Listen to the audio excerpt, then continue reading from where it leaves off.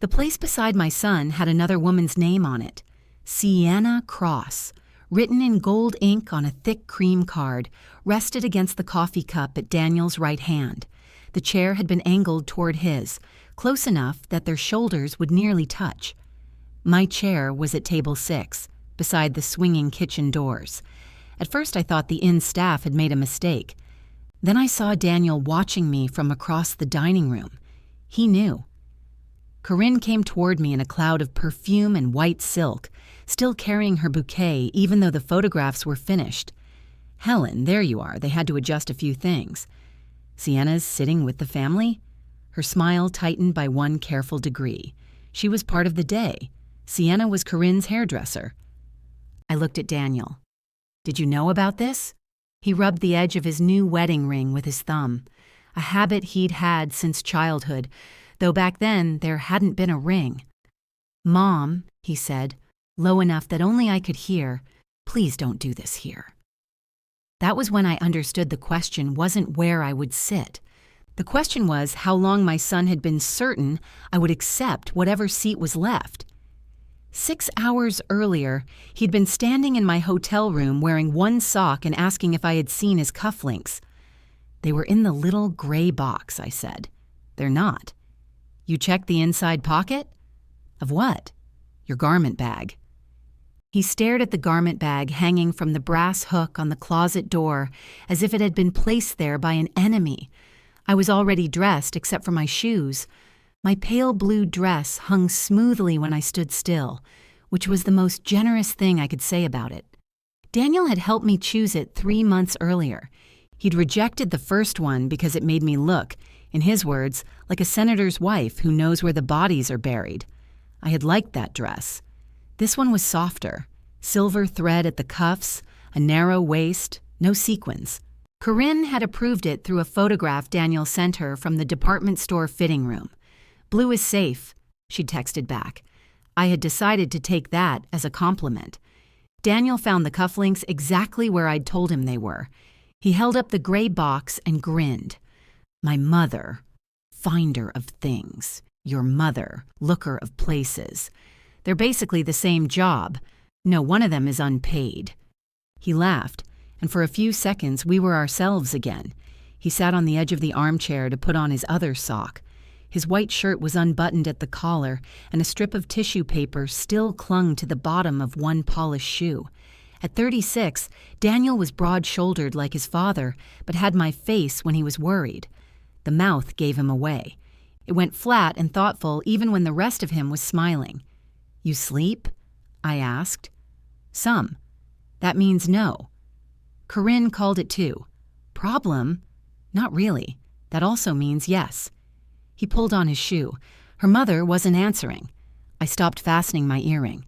Linda Vale had arrived at the inn the previous afternoon, disappeared during the rehearsal dinner, then returned near midnight carrying a drugstore bag and claiming she'd gone out for allergy medicine. She was a beautiful woman with the timing of a house fire. Corinne could spend an hour criticizing her and then defend her in the same breath if anyone agreed too enthusiastically. "Was Linda in her room?" I asked. Eventually, and Corinne, upset, Sienna stayed with her.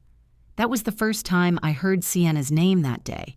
I knew who she was, of course. Sienna had done Corinne's hair for years and had become part of the wedding orbit. She was tall, stylish, and startlingly funny. At the bridal shower, she'd looked at a tray of finger sandwiches and asked whether we were supposed to eat them or use them as postage stamps. I'd liked her immediately. I didn't know she had stayed overnight. "Is Corinne all right now?" I asked. "She will be. You know how she gets when Linda goes missing." I did know. Corinne became controlled when she was frightened. Not calm, controlled. Every flower had to face the same direction. Every conversation had to end with agreement. She could arrange a room until no one inside it could breathe. Daniel stood and worked his cufflinks into place. They had belonged to his father, though Corinne didn't know that yet. Arthur had worn them twice, once to our 20th anniversary dinner and once to a banquet where he spent the entire evening whispering descriptions of people's desserts to me as though he were reporting a horse race. I had found the links in the back of Arthur's dresser after he died. I'd saved them for Daniel without knowing what occasion I was saving them for. "They look good," I said. Daniel examined one wrist. "Dad would have complained about the shirt. Your father thought any collar touching his neck was a government intrusion." That earned me another laugh, but it didn't last. "Mom," he said, "if Corinne needs anything today, she'll ask." "I know. Just if she gets a little intense, I won't take it personally." Relief crossed his face so quickly that he probably thought I hadn't seen it.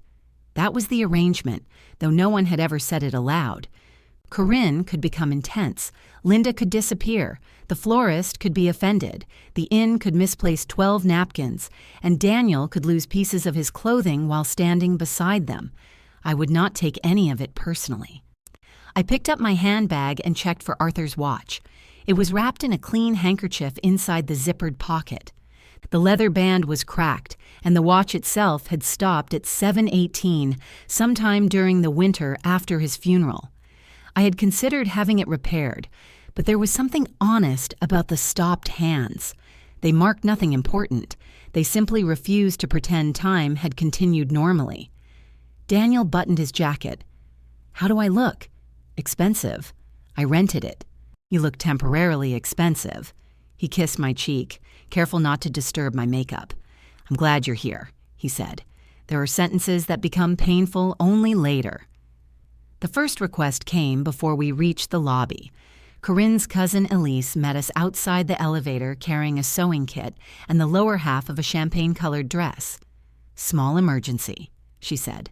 The woman wearing the dress, Corinne's friend Paige, was waiting in the ladies' room with one hand clamped over a split seam. Elise had apparently announced that I knew how to sew because I had once repaired a tablecloth at Thanksgiving. "I'm not a seamstress," I said. Paige looked close to tears. "Anything is better than my left hip being part of the ceremony." So Daniel continued downstairs while I crouched in a hotel restroom and stitched a bridesmaid into her dress. Paige stood very still, apologized each time she breathed, and told me she'd warned Corinne that the dress was too tight. "Corinne said it photographed better this way," she whispered. "That's comforting. If you pass out, you'll leave beautiful evidence." Paige made a strangled sound that turned into a laugh. The seam held.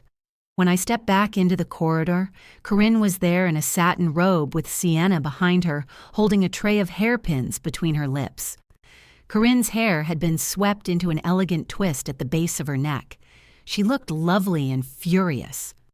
"Have you seen Daniel?" she asked. "He went downstairs. He's not supposed to be downstairs yet. He's the groom. They usually let him into the building." Sienna removed the hairpins from her mouth to hide a smile. Corinne did not smile. "The cufflinks. He has them. And the ring? I assume he has that too." "You assume?" "I didn't frisk him, Corinne." She closed her eyes briefly.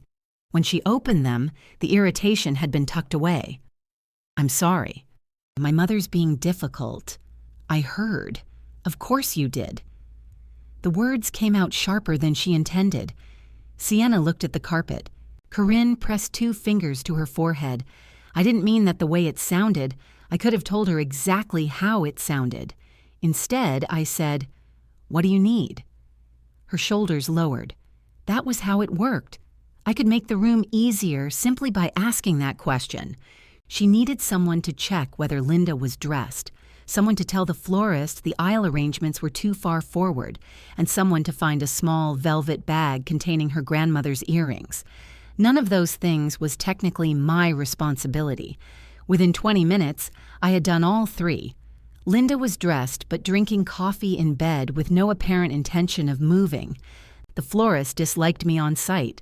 The earrings were underneath a room service menu. When I returned with the velvet bag, Corinne was sitting before the mirror while Sienna pinned tiny white flowers into her hair. Sunlight from the window made the room almost painfully bright. Tissue paper, makeup brushes, curling irons, and half-eaten fruit covered every surface. "You found them," Corinne said. "They were hiding under the pancakes." "I told you they were in the room," Linda called from the sofa. "You said you'd put them in the safe," Corinne replied. "I considered putting them in the safe." Sienna caught my eye in the mirror. Her expression said she understood that sentence had no useful response. I handed Corinne the bag. For one moment, her face softened. "Thank you, Helen." "Really?" "You're welcome." She touched my wrist. "And thank you for everything this week. The rooms, the welcome baskets, all of it. Daniel said you barely slept. I slept." It was a lie, but a polite one. Her fingers were cool against my skin. "I know this hasn't been easy without Arthur. The mention of him surprised me. Corinne almost never used his name. She had met Daniel 2 years after Arthur died and seemed uncomfortable with grief that existed before her. He would have loved seeing Daniel today, she said. He would have complained about the parking first. Sienna laughed. Even Corinne smiled. For that brief moment, I felt ashamed of every unkind thought I'd had about her. She was not cold. She was frightened. Her mother sat 12 feet away, scrolling through her phone, as if this were an appointment she might leave early, and Corinne was trying to build an entire perfect day around the possibility of being disappointed. I understood more than she knew. Then Linda said, "Helen, could you steam the bottom of Corinne's veil? You seem good at practical things." Sienna's eyes closed. Corinne studied my face in the mirror. She could have told her mother no. Instead, she said, "Only if you don't mind." The ceremony took place in the inn's garden beneath an arbor covered in white roses. By then, the heat had begun to rise, carrying the smell of cut grass and coffee from the dining room windows. I sat in the front row beside an empty chair reserved for Arthur. That chair had been Corinne's idea. When Daniel walked out, he looked first at the officiant, then at me. I touched the handbag in my lap where his father's watch rested. Daniel nodded once. Corinne came down the aisle alone after Linda refused at the last minute to escort her. She said she didn't want to participate in an outdated transfer of ownership. Corinne's mouth stayed curved in a perfect smile, but I saw the pulse beating fast in her throat. Daniel stepped forward before she reached him and offered his hand. That was my son, or it was one true version of him. A man who noticed someone standing alone and moved toward her. I watched him make his vows and believed, with the full, foolish confidence of a mother who had mistaken history for protection, that he would always notice when someone he loved had been left without a place. The officiant asked for the rings, and Daniel patted the wrong pocket. A quiet ripple of laughter moved through the chairs. His best man, Marcus, leaned close and whispered something. Daniel checked the other pocket, found the ring, and held it up with such exaggerated relief that even Corinne laughed. She had a wonderful laugh when she forgot to manage it. It came out low and surprised, almost a bark. Arthur would have liked it. Their vows were traditional, except for one line they had each written. Corinne promised to make their home a place where everyone we love knows they belong. Daniel promised never to let her face anything alone. I wish I could say those words sounded ominous to me. They didn't. They sounded beautiful. When they kissed, Linda stood before anyone else. She applauded high over her head, her earlier objections apparently resolved.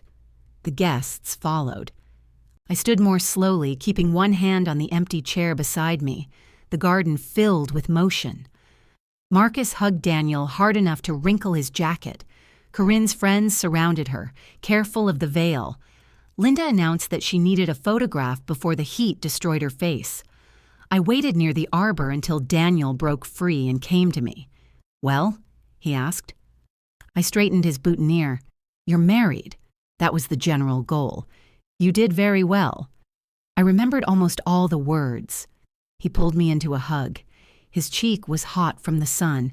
I could smell the faint citrus of the cologne I had given him at Christmas. "Dad's here," I whispered. Daniel's arms tightened around me. It lasted only a second, but it was real. Then the photographer clapped and called for immediate family. Linda moved into position beside Corinne. I stepped toward Daniel, but the photographer lifted one finger. "Bride and her mom first." "Of course," I said. He took 6 versions. Linda looking at Corinne. Corinne looking at Linda. Both women looking away from the camera. One where Linda pretended to fix the veil. Then Daniel was added, then Marcus, then Paige, then all the bridesmaids. I stood beside Arthur's empty chair, holding 3 purses and Corinne's bouquet. Sienna came over after the 4th arrangement and reached for the bouquet. "I can take some of that. I've got it. You sure? I've been training for this my whole life." She smiled, though uneasily. Up close, I could see she was younger than I'd assumed, perhaps in her early 30s. Her dark hair was gathered into a sleek knot, and she wore a green dress with sleeves that widened at the wrists. It made her look more like a guest than someone hired to work. "Your dress is gorgeous," she said. "Thank you. It was certified safe." She laughed. "Corinne?" "Corinne. I almost wore blue. Glad I didn't. We would have looked like we planned it." Someone called her name. Corinne waved from beneath the arbor. Sienna hesitated. I should go. She hurried back, and Corinne drew her into a photograph with Linda and the bridesmaids. Daniel noticed me then. I watched his eyes move from the purses in my hands to the growing group beneath the roses. He said something to the photographer. At last, everyone but Daniel and me was dismissed. "I want one with my mom," he said. The photographer gave me Corinne's bouquet to hold, though I couldn't imagine why. Daniel slipped one arm around me. "Closer," the photographer said. Daniel pulled me against his side. "Perfect. Helen, tilt your head toward him." The camera clicked. Now one looking at each other. Daniel turned to me. His eyes were damp. "Don't," he murmured. "I'm not doing anything. You're thinking about Dad. So are you." The camera clicked again. For one suspended moment, the rest of the garden disappeared. I saw the little boy who used to come into my room after bad dreams and stand silently beside the bed until I lifted the covers. I saw the teenager pretending not to cry when Arthur taught him to drive. I saw the exhausted man who had sat on my kitchen floor the night his father died because the chairs felt too formal for grief. Then Corinne called, "Daniel, we need the full wedding party shot." He squeezed my hand and left. The photographer glanced at his screen. "Those are going to be beautiful." I believed him. The guests were directed toward a side patio for mimosas, while the inn staff converted the dining room. The ceremony had been early because Corinne loved the idea of morning light and because the breakfast package was less expensive than an evening reception. She'd said it felt intimate. No loud music, no drunken dancing, no 3-hour wait for dinner. The patio buzzed with the artificial brightness of people who had consumed champagne before noon. I spoke to relatives, returned the purses, and listened to Linda tell 3 different groups that she had encouraged Corinne to walk down the aisle alone. "You looked proud," my sister-in-law Ruth said. I was. "She looked beautiful." She did. Ruth tilted her sunglasses down and studied me. "You all right?" "Why wouldn't I be? You're still holding the bouquet." I looked down. Somehow it had returned to my hands. Corinne appeared in the doorway. "They're ready for us." Inside, the dining room smelled of coffee, butter, and roses. Long windows faced the garden, and sunlight flashed across glassware as the guests entered. A printed seating chart stood on an easel near the door. I did not look at it. Corinne had told me my place weeks earlier, beside Daniel at the family table. Linda would sit beside Corinne, creating a symmetry that had seemed so important during planning. 2 mothers flanking the couple. One empty chair wasn't practical inside, Corinne had explained, but there would be a small arrangement of white roses for Arthur. At the family table, the roses were there. My name was not. By the time Corinne told me that Sienna had been part of the day and Daniel asked me not to do this there, guests had begun noticing that something was wrong. Not the details, perhaps, but the shape of it. People are very alert to discomfort at weddings. It gives them something to discuss on the drive home. I kept my voice down. What exactly am I doing? Daniel glanced toward Marcus, who had stopped midway through pulling out his chair. "I'm asking you to sit down," he said. "At table 6. It was a last-minute change." "I understand that. I'm asking if you agreed to it." Corinne shifted her bouquet to her other hand. Sienna was going to be seated with the florist. "She's not a vendor to me." Sienna had come up behind them. Her face changed when she saw her name card. "Oh," she said. "No. I didn't know this was—" "Helen, take the seat." Every person near us suddenly became fascinated by silverware. Corinne's cheeks colored. "Sienna, it's fine. It's not fine. I thought you added me here." "We did." "No, you moved someone." "I moved Helen to another table. She still has a seat." There was a terrible neatness to the sentence. Sienna picked up her place card. "I'll move." Daniel put a hand on her wrist, not harshly, but enough to stop her. That was the moment that stayed with me. Not because he touched her, because his instinct was to preserve Corinne's decision. "Please," he said. His eyes moved to me. "Mom, you're family. You don't need a chair to prove that." I could have answered. I had several answers, none of them suitable for a room with coffee being poured. I looked at Sienna. "Sit down." "Helen, you didn't do this." Corinne exhaled as if I had finally become reasonable. I walked to table 6. My place card had been handwritten more hastily than the others. The ink was black instead of gold. My chair backed against the path servers used to reach the kitchen, and each time the door opened, I got a cool burst of air and the sharp clatter of dishes. The 2 people beside me introduced themselves as Miles, the florist's assistant, and Renee, the second photographer. Miles ate quickly because he had to dismantle the arbor. Renee kept one camera across her lap and stood whenever the main photographer signaled. They were both kind. Their kindness made everything worse. "You're the groom's mom, right?" Renee asked. "Yes." "Oh." Her gaze flicked toward the family table. "I thought you'd be." "The potatoes look good," I said.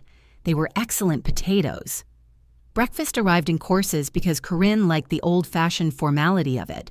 Fruit with mint, biscuits with honey butter, eggs, rosemary potatoes, and slices of ham arranged in perfect overlapping rows. The coffee was poured from silver pots that dripped onto the tablecloth, no matter how carefully the servers tipped them. From my seat, I could see Daniel in profile. Sienna sat stiffly beside him.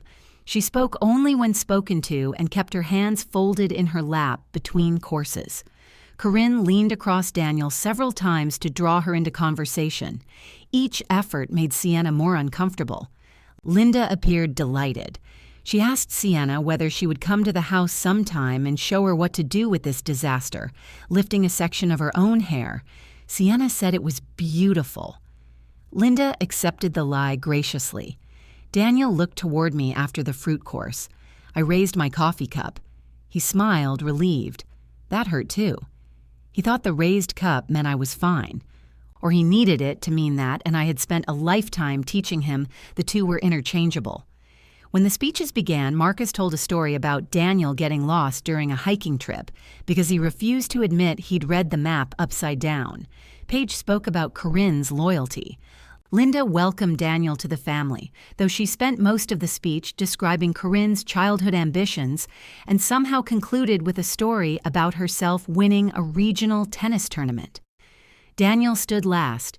He thanked the inn, the wedding party, and everyone who had traveled. He thanked Linda for raising the woman he loved. Then he looked toward table 6. "And my mom," he said, "who has always been there, no matter what." Several people turned toward me. I smiled because that was what the sentence required. Daniel's voice caught. I wish my dad could have seen this. I slipped my hand into my handbag and closed it around Arthur's watch. The metal case had warmed in the room. For an instant, I imagined Arthur sitting beside me, not as a ghost or a sign, just as the man he had been. He would have made some muttered remark about the coffee. He would have noticed the black ink on my place card. He would have asked Daniel one question in a voice so calm that no one could pretend not to understand it. I couldn't hear the exact words. Grief is not as helpful as people like to imagine. After the toast, Sienna came to my table. "I'm sorry," she said. Behind her, Corinne was cutting the cake while the photographer repositioned Daniel's hand on the knife. "You don't owe me an apology. I should have moved. That would have turned you into the scene. This wasn't your decision." Her eyes went toward Daniel. "No," she said quietly. I guess it wasn't.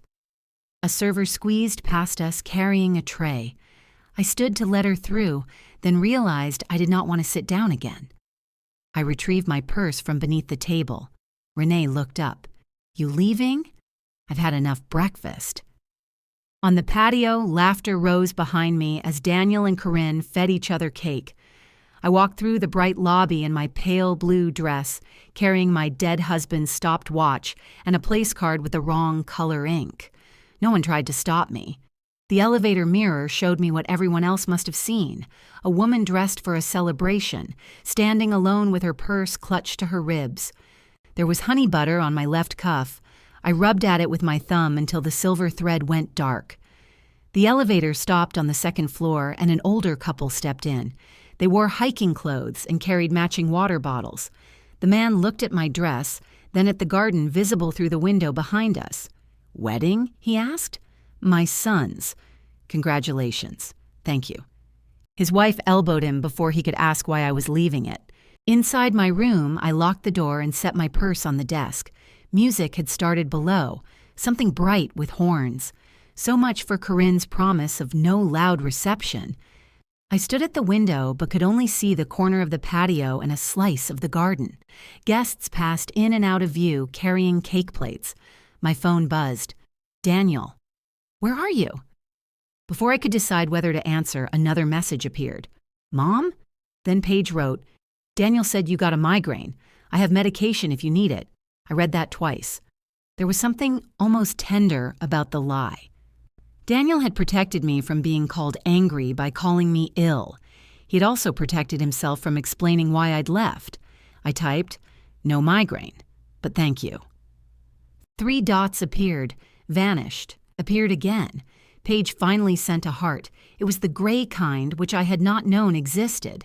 Perhaps there was a chart somewhere telling people which color heart to send an insulted mother-in-law. Daniel called. I let it ring. I had spent the entire morning responding whenever someone summoned me. I wanted 5 minutes in which no one could reach me simply by saying my name. My shoes came off first, then the earrings, the bracelet, and the small pins holding my hair in place. I found 11, though the stylist had told me there were 10. The extra pin felt like the most successful part of the day. I unzipped my dress and hung it carefully in the closet. The honey butter stain looked larger beneath the yellow lamp. I wet a washcloth and dabbed at it in my slip until the spot blurred at the edges. My phone stopped ringing. Then Ruth called.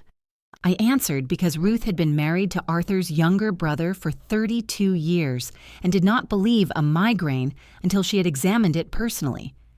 "Are you dying?" she asked. "Not presently. So there's no migraine?" "No." I didn't think so. You don't get migraines. I could start. At your age, I'd choose something less ambitious. I sat on the bed. In the background, someone laughed loudly. Ruth had gone outside to call me. I could hear gravel under her shoes. "I saw where they put you," she said. "Did everyone?" "Not everyone." Half the room was busy, pretending not to see it. "That's comforting. Do you want me to come up?" "No, I can bring cake." "No cake." "Champagne?" "Ruth." "All right. But I want the record to show that I offered both medication and supplies." I smiled despite myself. Her voice softened. "Helen, Daniel looked sick after you left. Then Paige can give him the migraine medicine." "Fair." We were quiet for a moment. "I shouldn't have walked out," I said. "Yes, you should have. It was his wedding. And you sat through the wedding. You sat through breakfast. You even smiled during his speech, which was more than I could have managed. He didn't mean to hurt me. Maybe not. People usually mean to make their own lives easier. The hurting part is just where they put the weight."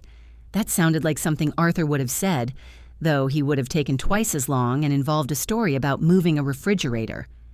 "I don't want anyone confronting them," I said. "I won't. Especially not today." I said I won't. "Ruth," she sighed. "Fine. I won't even make a face. You've been making a face since 1989. That one's permanent." After we hung up, I put on cotton pants and a blouse, scrubbed off my makeup, and ordered a turkey sandwich from room service. The sandwich cost $18 and came with one pickle slice, positioned in the middle of a square plate. I admired its confidence. Daniel sent 2 more messages. "We're doing the send-off in a little bit. Corinne is upset that you left without saying anything." He did not say he was upset. I wrote, "I'm tired. I hope you both enjoy the rest of the day." His answer came immediately. "Can we please not turn this into something?" I set the phone face down. The room service tray remained outside my door until the hallway grew quiet. I slept badly, waking whenever the air conditioner clicked off. Each time I thought I heard Arthur breathing beside me. Then I would remember the room, the wedding, and the empty space where a person becomes an expectation. The hotel slid my receipt under the door shortly before 7. Daniel called 12 minutes later. "Hey," he said too brightly. "How are you feeling?" "Fine. So the migraine's gone?" "I never had one." A pause. I just told people that so they wouldn't ask questions. What questions would they ask? "Mom." I waited. He exhaled into the phone. "We're getting ready to check out. What time do you want everybody at your place?" 10:30? I looked at the dress hanging in the closet. The stain had dried into a pale shadow. "Nobody is coming to my house." "What?" "I'm not hosting the gift breakfast. It's not a whole breakfast. It's coffee and pastries. Then the hotel can provide coffee and pastries. We told people to come. You told people." We discussed this. 6 weeks earlier, Corinne had said they might open gifts the morning after the wedding. I had replied that if it remained a small group, I could put out coffee at my house. During the following weeks, small group had expanded from the wedding party to out-of-town relatives, then to anyone staying at the inn. The last number I'd heard was 23. My refrigerator contained 2 egg casseroles, fruit, smoked salmon, and enough cream cheese to reinforce a wall. I had borrowed folding chairs from Ruth and spent Thursday evening clearing boxes from the den. I said I could do something small, I told him. I never agreed to host half the hotel. "Okay, but you bought the food. That doesn't make the decision irreversible. You're canceling 2 hours before people are supposed to arrive. I'm telling you I'm not able to do it. Because of yesterday. Because I don't want 20 people in my house today." I heard Corinne's voice in the background. Daniel muffled the phone, but not well enough. "She's canceling," he said. Corinne answered something I couldn't make out. Then her voice came clearly through the speaker. "Ask her if she understands how this looks." Daniel said, "Corinne." The phone changed hands. "Helen, are you really doing this?" she asked. "I've told Daniel I'm not hosting." "Because we moved your seat. Because I'm not hosting. You walked out of our wedding without saying goodbye. Now our guests have nowhere to go. They're adults in a hotel, Corinne. They have places to go. This is unbelievably vindictive." There was no shakiness in her voice now. The frightened bride had vanished. Corinne was very good when she had someone concrete to blame. "I'm sorry you see it that way." "How else am I supposed to see it? You waited until the last minute. I nearly apologized." The words rose automatically, a familiar reflex intended to shorten unpleasant conversations. Instead, I said, "You made a last-minute change yesterday, too." Silence. Then Corinne gave a small, disbelieving laugh. "So that's what this is." Daniel took the phone back. "Mom, please, can you just get through the weekend?" I went still. "Daniel, I got through the wedding. You know what I mean?" "No, I don't think I do." Everybody's emotional. Corinne's mother has been a nightmare. The inn charged us for extra flowers. Marcus lost the car keys. And now this. We can talk about the seating later, when it's not attached to everything. The seating was attached to everything when you changed it. I was trying to solve a problem. Whose? Another silence. When he spoke again, the brightness was gone. "I can't do this right now." "Then don't." He hung up first. I packed my dress in tissue paper, placed Arthur's watch back in the zippered pocket of my handbag, and checked out. The woman at the front desk asked whether I had enjoyed the wedding. I said it had been beautiful. That was true. Beauty was not the problem. At home, sunlight lay across the dining room table I had extended with both leaves.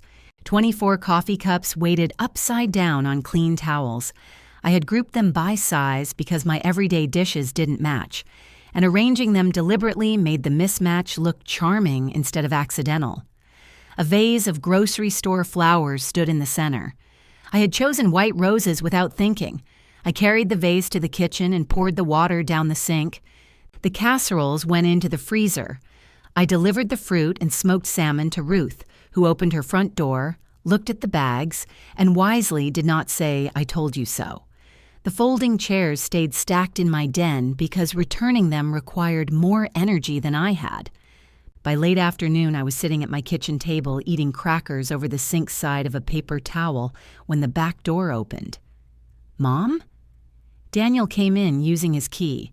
He was still wearing yesterday's trousers with a wrinkled polo shirt. His hair looked slept in. He carried a white bakery box tied with string. "You could have called," I said. "I did. You didn't answer. I was driving." He set the box on the table. "There's cake."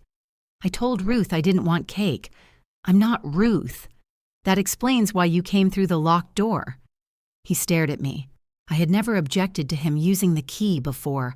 He had possessed one since college, through 3 apartments, 1 broken engagement, and the year he moved home after Arthur died.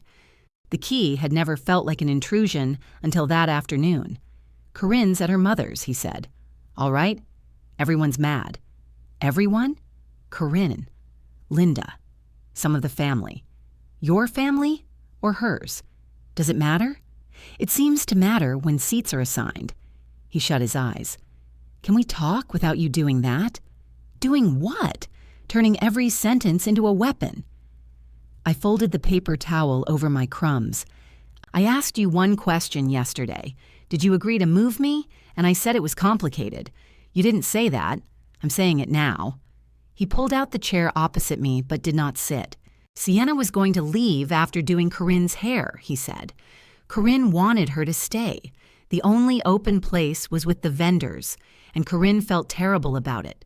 So you gave her mine. You know everyone there. You could sit with anybody." "And Sienna couldn't?" "She was already uncomfortable. So was I. I didn't know you would take it like this."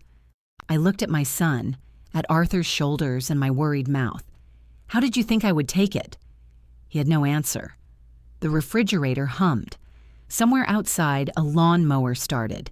At last, Daniel pushed the bakery box toward me. "We saved you the corner piece. It was such a small, foolish offering that I almost reached for him. Almost. I need you to call before you come over from now on," I said. His hand remained on the box. "What?" "Don't use your key unless it's an emergency." The hurt on his face was immediate. It was also, I thought, the first consequence he had not expected me to absorb for him. Daniel's fingers closed around the key in his pocket. "You want it back?" "I didn't say that. You just told me not to use it. I told you to call before you come over. Keep it for emergencies. So I'm a guest now. You've lived somewhere else for 14 years. His face tightened. "This has always been home. Then you should know how the front door works." He turned away and walked to the sink, where the vase had left a wet ring on the counter. He wiped it with his palm, then dried his hand on his pants. Arthur used to do the same thing, as though dish towels were a luxury item we had agreed not to disturb. "I came here to see if you were okay," he said. "You came here because everyone's mad. Both can be true." That surprised me, not because it was profound, but because it was honest. I looked at the bakery box. Grease had begun to darken the bottom. "Where did you have the breakfast?" "The hotel let us use a conference room, so your guests had somewhere to go, after they charged us $600. I'm sorry it cost you money." "Are you?" "Yes." He waited for the rest of the sentence. There wasn't one. He pulled out the chair and sat at last. Corinne cried in the bathroom for an hour. I thought of Corinne before the ceremony, sitting in front of the mirror while Sienna placed flowers in her hair. I thought of her mother in bed with coffee, and of how quickly a person's fear could turn into an order for someone else. "I'm sure yesterday was overwhelming," I said. "That sounds like something a receptionist says when your appointment gets canceled. What would you like me to say? I'd like you to say you know she didn't mean to exclude you. She moved me away from the family table. She wasn't trying to erase you. Then what was she trying to do? Make Sienna feel included. The answer was so simple that it ended the conversation. Daniel looked down at his hands. His wedding ring was a clean silver band, wider than Arthur's had been. He spun it once with his thumb.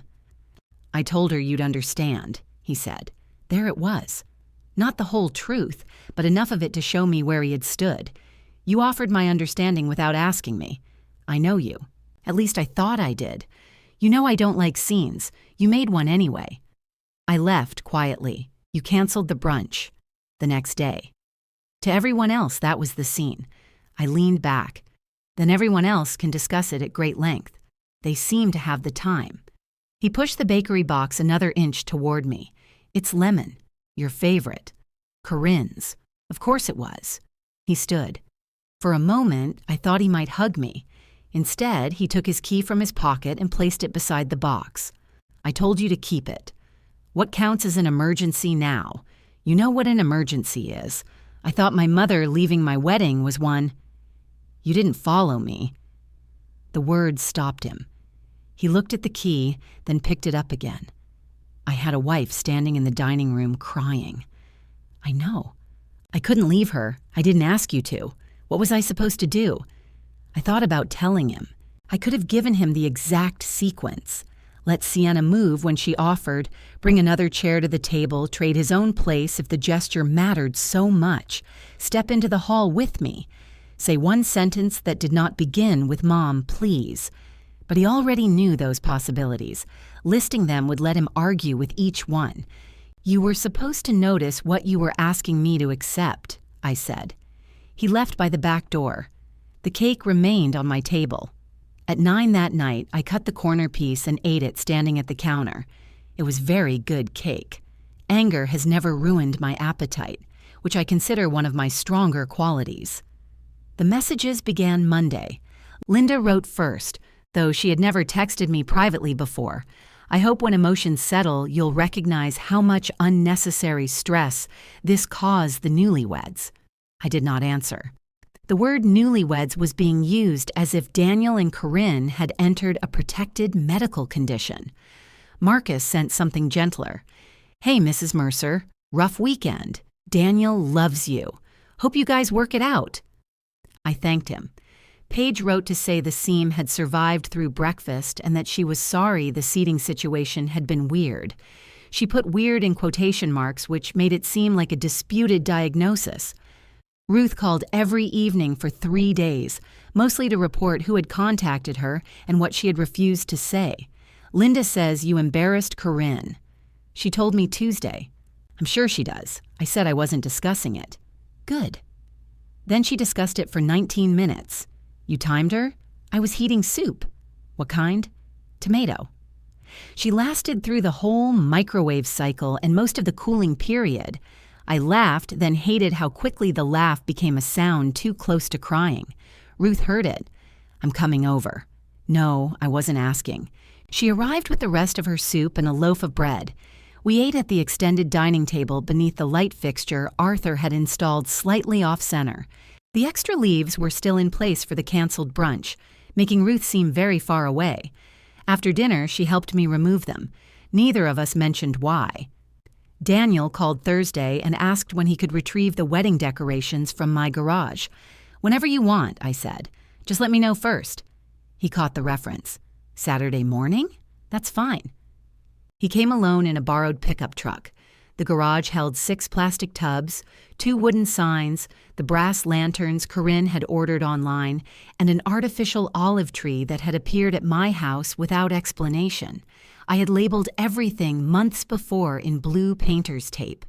Ceremony, breakfast tables, welcome baskets, Corinne, personal. Daniel looked at the rose and rubbed the back of his neck. You organized all this. It was in my garage. I mean, you labeled it. I didn't want someone opening the veil box looking for extension cords. He lifted the first tub into the truck. We worked without speaking for several minutes. The artificial olive tree caught on the garage door, and Daniel swore at it. Careful, I said. "It's Mediterranean." He laughed before he could stop himself. For a while, the old ease returned. He carried the heavy pieces. I slid the lighter boxes toward him. He found a package of disposable cameras under one of the signs and held it up. "Are these ours?" "I assume so." "Why do we have disposable cameras?" Apparently, phones were too convenient. Corinne wanted candid pictures. Nothing says candid like a flash, followed by winding noises. He smiled, then remembered we were not supposed to be having fun. When the truck was loaded, only one box remained. The label read, "Daniel Old Room." "That's not wedding stuff," he said. "I know. What is it?" "Things you left in the closet." His smile disappeared. "You cleaned out my room? I need the space." "For what?" "I don't know yet." He stared at the box as if I had packed up his actual childhood instead of 3 college sweatshirts, a broken desk lamp, and a stack of outdated computer manuals. "You could have told me. I'm telling you now." He set the disposable cameras on top of the box. "You're making a lot of changes all at once." "I'm cleaning my house." "Right. Daniel." He looked toward the truck. "Corinne found a restaurant for tomorrow night, Italian place in Westbrook. She thought the 3 of us could have dinner." I almost said no. "When?" 6:30. "I'll meet you there." His eyes came back to me. "You don't want me to pick you up? I can drive." "Mom, it's dinner, not a hostage exchange. Then it shouldn't matter how I arrive." He shut the tailgate harder than necessary. The restaurant was the kind of Italian place that put rosemary in little jars on the tables and served olive oil on plates too shallow to contain it. Corinne was already seated when I arrived. She wore a cream sweater, pearl earrings, and an expression of determined civility. She stood to hug me. I hugged her back. "You look nice," she said. "So do you." We ordered sparkling water. Thrilling. Daniel pulled out my chair. All 3 of us noticed him do it. Corinne looked down at the menu. We discussed traffic, work, and the restaurant's decision to describe noodles as ribbons. Daniel ordered wine. Corinne said she didn't want any, then drank half of his glass before the appetizers arrived. Finally, she placed both hands flat on the table. "I don't want this hanging over our marriage." "Neither do I said. "I've tried to understand why you were so hurt." Daniel shifted in his chair. Corinne continued. "Sienna was there for me all night. My mom disappeared. Daniel couldn't come upstairs, and I was falling apart. Sienna stayed even though I wasn't paying her past 9. She got into bed with me and watched terrible television until I could sleep. I'm glad she was there. She isn't just someone who does my hair. I know. I didn't want her seated with people who treated her like hired help, so you made me feel like hired help." Her mouth opened, then closed. Daniel reached for his wine. "That's not what I meant," Corinne said. "I spent the morning sewing a dress, finding your earrings, checking on your mother, talking to the florist, and steaming your veil. I thanked you. You did. I don't know what you want me to say. That you could have valued Sienna without taking my place. There was no other open chair. Then there should have been. You designed the seating chart. It was 40 people, Helen. Every change affected someone. It affected me. I knew you'd still know people at the other table. Because Daniel told you I'd understand." She looked at him. That was interesting. Daniel's grip tightened around his glass. "I said Mom wouldn't want Sienna to feel excluded." "No," I said, "I wouldn't. Sienna offered to move. You stopped her." Corinne looked from him to me. "I didn't see that." "You were standing there," he said. "I was talking to Linda. You said it was fine." I thought Sienna was objecting because she felt awkward, not because she hadn't known whose seat it was. For the first time, Corinne looked unsettled rather than angry. The waiter arrived with our appetizers. He placed fried calamari between us and said, "Enjoy," with the confidence of a man who had no idea what he was interrupting. Corinne picked up a lemon wedge and squeezed it until juice ran over her fingers. "I'm sorry you felt pushed aside," she said. It was shaped like an apology. It had all the expected parts except responsibility. I folded my napkin beside my plate. "I'm sorry, too." "For what?" that this is the best you can do tonight. Daniel said my name. I stood, left enough cash for my meal, and took my coat from the back of the chair. No one followed me out of the restaurant. This time, I had expected them not to. That did not make the parking lot feel any less cold. I sat in my car with both hands on the steering wheel and watched my breath fog the windshield. The restaurant door opened behind me. I looked in the mirror. A couple came out carrying a paper bag. The woman took the man's arm, and they hurried toward the far end of the lot. My phone lit up with Daniel's name. I answered. "Where are you?" he asked. "In my car." "You left." "Yes." Corinne was trying. She was trying to end the conversation. What's the difference? One involves listening. She apologized. She apologized that I felt something. That is an apology. No, it's a weather report. He made an irritated sound. I could picture him still at the table, one hand around the phone while Corinne watched his face. He'd always been easy to read. That was one reason she sent him into difficult conversations. She could hear my answers in his eyebrows. "What did you want her to say?" he asked. "I don't want to write her lines." Then how is she supposed to get it right? By meaning it. "Mom, come on." There, that. Every time this becomes uncomfortable for either of you, I'm supposed to make it easier. I'm trying to keep my family together. You've been married 8 days. You know what I mean. I do. That's the problem. Someone tapped on my window. I jumped. A man in a wool cap pointed to the front of my car. I had left one headlight on. I thanked him through the glass, turned the light off, and realized Daniel was still speaking. "Just don't understand why you're doing this. I have to drive. You always do that." "Do what?" "End the conversation when you don't like where it's going." I looked through the windshield at the restaurant. Corinne stood inside the glass door, arms folded, watching my car. The accusation was unfair. It was also not entirely wrong. "Then let's finish one thing," I said. "Did you agree to give away my seat?" He was quiet. "You told Corinne I would understand. Did you agree?" "I agreed that Sienna shouldn't sit with vendors. That wasn't my question." "See, this is why we can't talk. You've decided there's one acceptable answer. There is one factual answer." Corinne pushed open the restaurant door and came outside without a coat. "I have to go," Daniel said. He hung up. Corinne stayed on the sidewalk as I backed out. For a second, I thought she might approach me. Instead, she rubbed her bare arms and turned back toward the warmth. At home, the bakery box was still on my kitchen table. I had covered the cut side of the cake with plastic wrap, a tiny domestic act of optimism that annoyed me. I threw the rest away. Then I took it back out of the trash, cut another slice, and threw away the empty box instead. There was no reason to punish the lemon cake. It had behaved impeccably. The next Sunday arrived with the force of habit. At 8 in the morning, I reached for the large yellow bowl I used for bread dough. At 9, I found myself writing potatoes on a grocery list. By 10, I had checked the weather twice because Daniel and Corinne sometimes walked over if the afternoon was mild. I had cooked Sunday supper almost every week since Daniel moved back out after Arthur's death.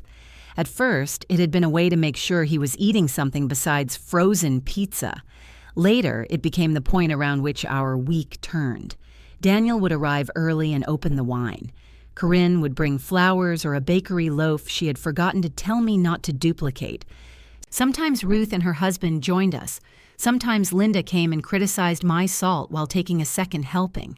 No invitation was necessary. No one asked whether I had plans.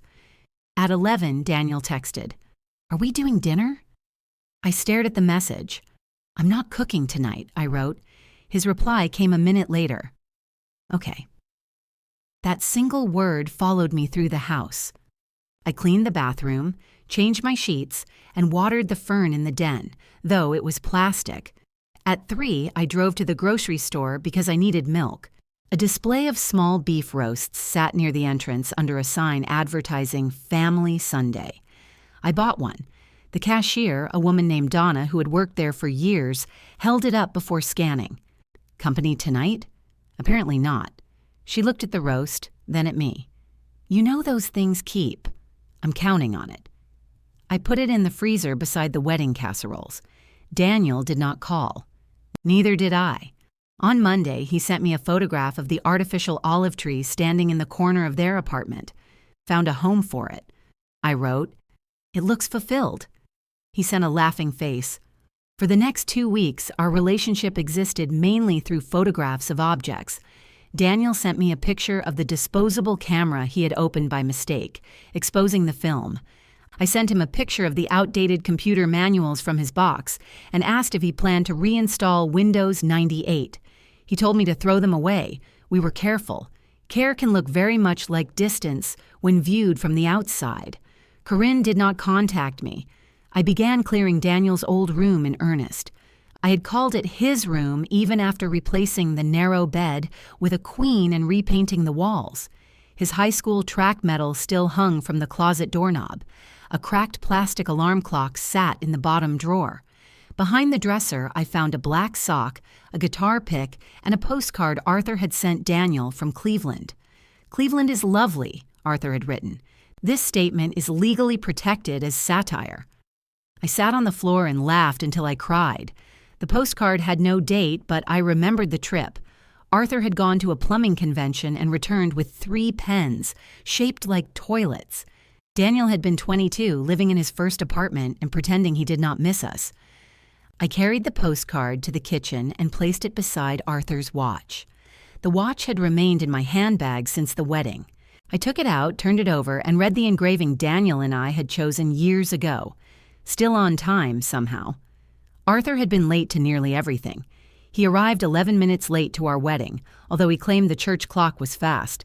He was late to dinner reservations, dental appointments, and one funeral where the deceased had been famous for punctuality. I wound the watch out of habit. Nothing happened. At first, I planned to make Daniel's room a sewing room, although I didn't sew unless someone's clothing split in public. Then I considered a guest room, which it already was. Ruth suggested a lady cave, a phrase so unpleasant I rejected it immediately. In the end, I moved a small desk near the window, brought in the armchair from the living room, and left the rest undecided. It felt good to have a room with no assigned purpose. 3 Sundays after the restaurant, Daniel called before coming over. "I'm in the driveway," he said. "That barely counts as advance notice. I can circle the block. Come in." He entered through the front door carrying a flat package wrapped in brown paper. I brought something, so I gathered. He had shaved, but a dark nick marked his jaw. He wore the green sweater I had bought him 2 Christmases earlier. Seeing it made me unreasonably hopeful. We sat in the living room. He placed the package on my lap. "Open it." Inside was a framed photograph from the wedding. Daniel and I stood beneath the rose arbor with his arm around me. I held Corinne's bouquet. My head tilted toward his, and we were looking at each other instead of the camera. His eyes were damp. Mine looked proud and a little amused. The photograph was beautiful. "I picked that one," he said. "You look like your father." I looked terrified. So did he. Daniel smiled. "I thought you'd like it." "I do. I wanted you to see that." "See what?" "That you were part of the day." The words landed between us. Daniel must have heard them after he spoke because color climbed his neck. I didn't mean, "I know." No, I mean, I'm not repeating what Corinne said. I'm saying this is how I remember it. You and me. Dad's cufflinks. You fixing my boutonniere. And breakfast? He stood and walked toward the mantel. There were 4 framed photographs there. Arthur on our honeymoon, Daniel at college graduation, Ruth and me at the shore, and one of the 3 of us taken the Christmas before Arthur became ill. "Why can't the good parts matter too?" he asked. "They do. It doesn't feel like it. The photograph can be beautiful, and what happened later can still be ugly." He rubbed the back of his neck. "I don't want our entire relationship reduced to one chair. Neither do I." "Then what are we doing?" "I'm changing what I'm willing to accept." That sounds like something you read in a pamphlet. It does, doesn't it? He laughed once without humor. I set the photograph on the coffee table. "I love you. I want to see you." "Then why did you stop Sundays?" "I stopped cooking Sundays." "That's the same thing." "No, Daniel, it isn't. It feels like it. You and Corinne can invite me to your place. We can meet somewhere. You can come here and cook." He looked toward the kitchen as if I had suggested he install a swimming pool. "You like cooking. I do. I don't like being treated as if dinner grows here. No one treats you that way. What were you going to bring tonight?" He opened his mouth. Nothing came out. "You didn't even ask if I'd eaten," I said. "Have you?" "Yes." That was a lie. I had eaten crackers at 4 and was planning to call them dinner. He sat again, elbows on his knees. "I miss you," he said. The simplicity of it hurt more than anything he had said since the wedding. "I miss you, too. So can we stop?" "Stop what?" "This." He gestured between us, as if the distance had been placed there by a third person. "I'm not asking you to choose between Corinne and me," I said. "I'm asking you to notice when you keep choosing against me because you think I'll stay anyway." His face changed. For 1 second, I thought he understood. Then he said, "Do you have any idea what position that puts me in?" I looked at the photograph on the table.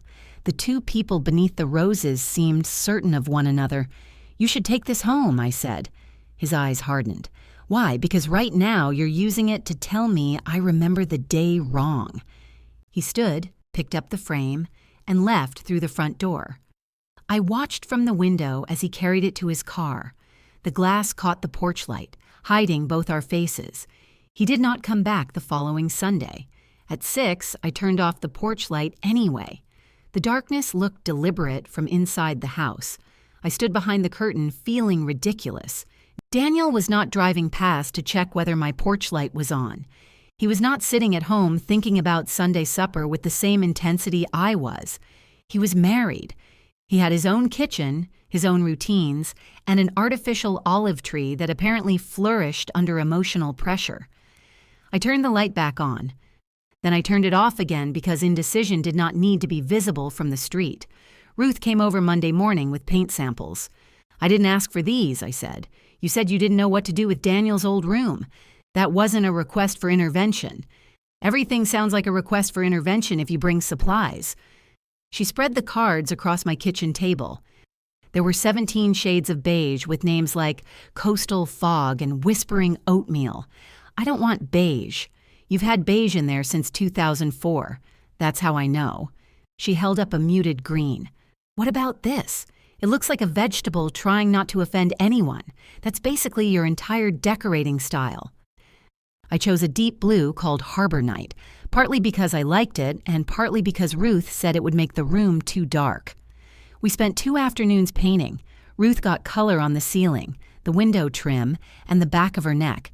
I did most of the actual rolling while she stood in the middle of the room offering supervision. The blue changed everything. Arthur's old armchair looked intentional by the window. The little desk no longer seemed stranded. I put the postcard from Cleveland in a plain black frame and hung it where I could see it from the doorway. Daniel's track medal went into the box with his college sweatshirts. I called before dropping it at his apartment. Corinne answered the door. She wore black pants and one of Daniel's old shirts. The sleeves rolled above her elbows. Her hair was loose and damp. Without makeup or wedding posture, she looked younger and more tired. "Daniel's at the gym," she said. "I can leave this." "What is it?" "His medal and some other things." Her gaze moved to the box. "You're still cleaning out his room?" "I'm finished." She opened the door wider. "Do you want to come in?" I nearly said no out of habit, though declining every invitation would have made my boundary indistinguishable from a wall. All right. The apartment smelled of garlic and furniture polish. Corinne had arranged the wedding lanterns along a bookcase. The artificial olive tree stood near the balcony door, wearing a string of tiny white lights. "You decorated it," I said. It looked depressed. It was probably missing the Mediterranean. She smiled. I set the box beside the sofa. On the wall above it hung the framed wedding photograph Daniel had brought to my house. From across the room, we looked happy and uncomplicated. Corinne followed my eyes. "He loves that picture," she said. "It's a good picture. He didn't hang it to upset you. I didn't think he did. He came home that night feeling like you'd rejected him. I rejected what he wanted the picture to prove. Corinne's mouth tightened, but she nodded once. Coffee? I should go. It's already made. That was almost certainly untrue. The pot on the counter was empty. Still, I sat at the small kitchen table while she measured grounds and filled the reservoir. We listened to the machine sputter. You painted the room? She asked. Blue. What are you making it into? I don't know. A room. She poured coffee into 2 matching white mugs. Daniel thinks you're erasing him. Daniel hasn't slept there in 7 years. I know. He has a home. I know that too. Then why does an empty room in my house belong to him forever? Corinne sat opposite me. Because grief makes people strange about territory. I looked at her. She wrapped both hands around her mug. After my dad left, my mother kept his side of the closet empty for 12 years. She moved 3 times and recreated the empty side in every apartment. Nothing could go there. Not a suitcase, not a coat. She hated him, but apparently his absence needed storage. That sounds like Linda. It does. The coffee was too strong. I drank it anyway. I don't hate you, I said. Corinne blinked. I didn't say you did. You were about to. I was going to ask, then ask. She stared at the steam. Do you? No. Do you like me? Sometimes. Her surprised laugh sounded exactly as it had during the ceremony. Well, she said, I guess that's honest. You don't always like me either. No. Good. We've solved that. Her smile faded. I don't understand why you're making Daniel pay for something I did. He participated. He was trying to support me. I know. He's my husband. That's what he's supposed to do. Supporting you didn't require moving me. You keep saying I moved you like I had you carried out. You gave away my place. To someone who mattered to me, I mattered too. I know that. Do you? The coffee machine clicked as the warming plate turned itself off. Corinne leaned back. Sienna was the one who found my mother that morning. Linda had gone to a bar 2 blocks from the inn. She was sitting outside with a man she'd met there. Sienna walked her back and didn't tell anyone because I begged her not to. I had known Linda disappeared. I had not known where. She stayed with me all night, Corinne continued. She got me through the morning. Then I looked at the seating chart and saw her name beside people who would spend breakfast asking whether she could fix their hair. That wasn't fair to her. No, but she was originally invited only for the ceremony. I asked her to stay. Then you needed to add a place. There wasn't room. There was room where you put me. Corinne pressed her lips together. I do understand why you wanted her close, I said. I understood at the wedding. I still understand. Then why can't you let it go? Because understanding your reason doesn't make the choice harmless. Her eyes went to the photograph on the wall. Do you wish Daniel had refused me? She asked. I thought before answering. I wish you hadn't asked him to choose the person least likely to complain. I didn't ask him to choose between us. You asked him whose discomfort mattered more. The front lock turned. Daniel entered wearing athletic shorts and a gray sweatshirt. He stopped when he saw me. Mom, I brought your things. He looked at Corinne. Whatever passed between them had been practiced during the weeks I wasn't there. Corinne stood. I'm going to shower. Your hair's wet, he said. I'm going to shower again. She left us at the table. Daniel opened the box. He picked up the track medal and let it swing from its ribbon. I forgot about this. You came in 4th. 3rd. There were 3 medals. They made a clerical error. He dug beneath the sweatshirts and found the cracked alarm clock. This thing used to gain 4 minutes a day. Your father said it was ambitious. Daniel smiled. Peter's birthday is Saturday, I said. Ruth's having dinner at their place. We're coming. I know, she told me. Is that going to be okay? What do you think I'll do? I don't know anymore. The answer stung, perhaps because I had begun to feel the same way about him. Peter's 70th birthday was crowded and loud. Ruth had arranged 3 tables through the dining room and den, with no assigned seating. When I arrived, she handed me a bowl of potatoes and asked me to add parsley. I thought I was a guest, I said. You're my sister-in-law. It's a lower rank. The work felt different because she asked while wearing an apron smeared with mustard and carrying 2 platters herself.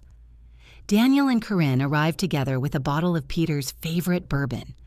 Corinne hugged Ruth, kissed Peter's cheek, and greeted me with careful warmth. Daniel touched my shoulder as he passed. During dinner, I sat across from Corinne and beside Peter's old business partner, Alan, who told the same fishing story twice. The second version contained a larger fish. By dessert, I expected the fish to own property. Corinne laughed when I whispered that to her. After Peter blew out the candles, Daniel carried plates to the kitchen. I joined him at the sink. I can do those, he said. I promised Ruth I'd help. You don't have to do everything. The sentence was so misplaced that I almost dropped a plate. I don't, I said. He rinsed frosting from a fork. We went to Linda's last Sunday. I heard. Who told you? Ruth. Of course. She said Linda served lasagna that was frozen in the middle. It was cold enough to have weather. I laughed. Daniel looked at me. For a moment, neither of us guarded it. We could get lunch sometime, he said. I'd like that. Just us? If Corinne is comfortable with it. She doesn't control who I have lunch with. No. But you seem to think I do. His expression closed. That's not what I meant, I said. I know. But he moved away from the sink and began stacking clean plates where Ruth would never find them. By October, Sundays had lost their shape. Some were lonely. On others, I read in the blue room until I realized the light had changed. Once, I invited Ruth and Peter for roast beef and deliberately used the good dishes. Once I ate scrambled eggs at 5 and went to bed early. Daniel and I had lunch twice. We talked about his work, my painting disaster, and everything except the wedding. Corinne sent me a photograph of the olive tree after one string of lights burned out. I told her it had entered its winter season. We were not repaired, but we were no longer bleeding over every surface. Then the family message appeared on my phone. Corinne had created a group called Thanksgiving Plans. It included Daniel, Linda, Ruth, Peter, Marcus, Paige, and several relatives who had not spoken to me since the wedding. Her first message read, Helen's house has the most room, so we'll do Thanksgiving there at 3. I can handle decorations if everyone brings a dish. Ruth responded before I could. Did Helen volunteer? Corinne's answer came quickly. She always hosts. I looked around my blue room at Arthur's postcard and the empty desk. Then I typed, not this year. I'm happy to attend, but I won't be hosting. For several seconds, nothing happened. Then 8 sets of typing dots appeared at once. Linda won. But your dining room is the only one that seats everyone. Paige wrote, I can bring folding chairs. Peter offered his house. Then Ruth immediately replied that their oven door had to be held shut with a wooden spoon, and no holiday should depend on that. Marcus contributed a turkey emoji. Corinne wrote, I wasn't asking Helen to do all the work. I said everyone would bring something.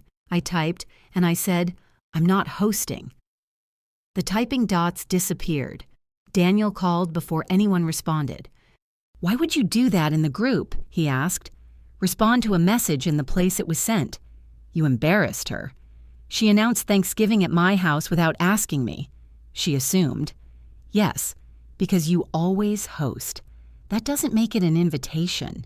He lowered his voice. Are you trying to teach us some kind of lesson? No, because that's how this feels. I don't want to host Thanksgiving. You love Thanksgiving. I do. You've hosted it for 18 years. I know. So why not this year? There are questions people ask when they want an answer, and questions they ask because they want your answer to become impossible. Daniel had reached the second kind. Because I don't want 30 people in my house, I said. I don't want to move furniture, borrow chairs, clean for 2 days, cook for 3, and spend the entire meal standing beside the stove. Corinne said everyone would help. People say that every year. Then they bring wine and ask where the corkscrew is. I help. You carve the turkey and clean. You put plates in the dishwasher while I store leftovers, scrub the roasting pan, wash the serving dishes that can't go in the dishwasher, strip the tablecloths, and search the house for the purse. Linda forgot. That happened once. Twice. He sighed. This is still about the wedding. It's about what I learned from the wedding. Which is what? That being dependable does not require me to say yes before anyone asks. The words sounded stiff, but I left them alone. Daniel was quiet. Then he said, "You offered to do those things our whole lives." I did. Was that all fake? The question reached farther back than I expected. No, because now you talk about cooking for me like I was taking advantage of you. You weren't. You were my son living at home. So what changed? You became a grown man who still thinks love should appear fully prepared at 3 o'clock. That's not fair. No. It's also not an answer to whether I'm hosting Thanksgiving. He breathed hard through his nose. Fine, he said. Don't. I wasn't going to. He hung up. In the group, Corinne had written that she and Daniel would host. The message contained an exclamation point that seemed to be performing manual labor. Thanksgiving at our place, it'll be cozy. Linda responded. It will certainly be that. I could hear her voice inside the sentence. Corinne assigned dishes. Ruth volunteered for rolls and green beans. Peter claimed bourbon, which Ruth changed to ice. Marcus offered to bring macaroni and cheese. Paige chose salad. Linda announced she would make her famous cranberry relish, though no one could remember her making it before. My name remained unassigned. After 20 minutes, Corinne sent me a private message. You don't have to bring anything. I read it as generosity, punishment, or both. I replied, I'll bring sweet potatoes. She sent a thumbs up. Ruth called. I'm proud of you, she said. Don't be. It makes me nervous. Do you know how many years I've wanted to watch someone tell Linda that a bottle of wine isn't help? I didn't mention Linda. You didn't have to. Her purse is probably already missing. I looked at the family messages. People were now discussing whether Marcus's macaroni contained breadcrumbs, as if the success of the holiday rested on it. What if they don't really want me there? I asked. Ruth went quiet. That was the part no one mentioned when celebrating boundaries. People spoke as though saying no created clean, shining space around you. Sometimes it did. Sometimes it created a space other people discovered they preferred. I want you there, Ruth said. That isn't what I asked. Daniel wants you there. He's angry. People can be angry and still want their mother, I suppose. And if Corinne didn't want you there, she wouldn't have told you not to bring anything. That could mean exactly the opposite. Then bring the sweet potatoes and make her regret underestimating root vegetables. The weeks before Thanksgiving were unusually polite. Corinne called once to ask whether a 14-pound turkey would feed 12 adults. I said it would, provided Marcus did not arrive in the condition he usually described as recovering from leg day. She called again to ask how long it took to thaw. 4 days in the refrigerator, I said. 4. Roughly. We bought it today. When are you cooking it? Thursday. It is Tuesday. There was silence. Can I leave it on the counter? She asked. No. What if the apartment is cold? Is the apartment under 40 degrees? Daniel complains that it is. Put it in cold water and change the water every half hour. For how long? I told her. She groaned. This is a terrible system. The turkey was not consulted. She laughed, then caught herself. Do you have a roasting pan? She asked. Yes. Another silence. I waited. Could we borrow it? Of course. Thank you. She came to get it herself. That mattered, though I was not ready to tell her. I brought the pan to the front door wrapped in a garbage bag. Why is it so heavy? She asked. Because your turkey is 14 pounds. I've never cooked one. I gathered. She shifted the pan against her hip. You could still change your mind. About the pan? About hosting? No. Her jaw tightened. Do you want help with the turkey? I asked. You said you weren't doing all the work. I asked if you wanted help. What's the difference? One is an expectation. One is a request. She studied my face as if this might be a trick. Can I call you if it starts looking wrong? Yes. What does wrong look like? You'll know. That isn't helpful. It will either be alarmingly pale or alarmingly dark. She carried the pan down the walk. At her car, she turned. For what it's worth, I really did think everyone helping would make it easier. I know, I wasn't assigning you labor. You assigned my house. She opened the back door of her car. It was supposed to be practical for everyone who doesn't have to live there afterward. She slid the pan inside and shut the door. I don't want to fight every time we talk, she said. Neither do I. But you always have one more thing to say. So do you. Her mouth twitched. Happy Thanksgiving, Helen. It's Tuesday. I'm getting ahead. Thanksgiving morning, I woke at 5:30 without an alarm. For 18 years, I had started the turkey before sunrise. My body did not know it had been relieved of duty. I lay in bed listening to the furnace, imagining Corinne asleep while a frozen bird waited in her refrigerator. At 6:14, my phone rang. Do I remove the plastic thing holding the legs together? Corinne asked. Yes, it feels structural. It isn't. What about the bag inside? Remove that too. There are 2 bags, one at each end. Why would they do that? To test marriages. Daniel said something in the background. No, your mother said there are 2, Corinne told him. Then to me, he only found one. Check the neck cavity. I don't like those words. I sat up in bed. Do you want me to come over? A long pause followed. No, she said. Tell me where to look. So I told her.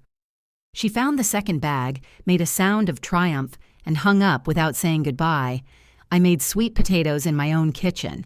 I mashed them with butter, orange zest, cinnamon, and a small amount of bourbon Arthur had insisted was the secret.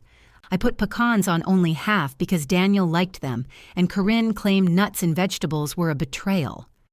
At 2:50, I arrived at their apartment carrying 1 covered casserole. The hallway smelled like scorched sugar.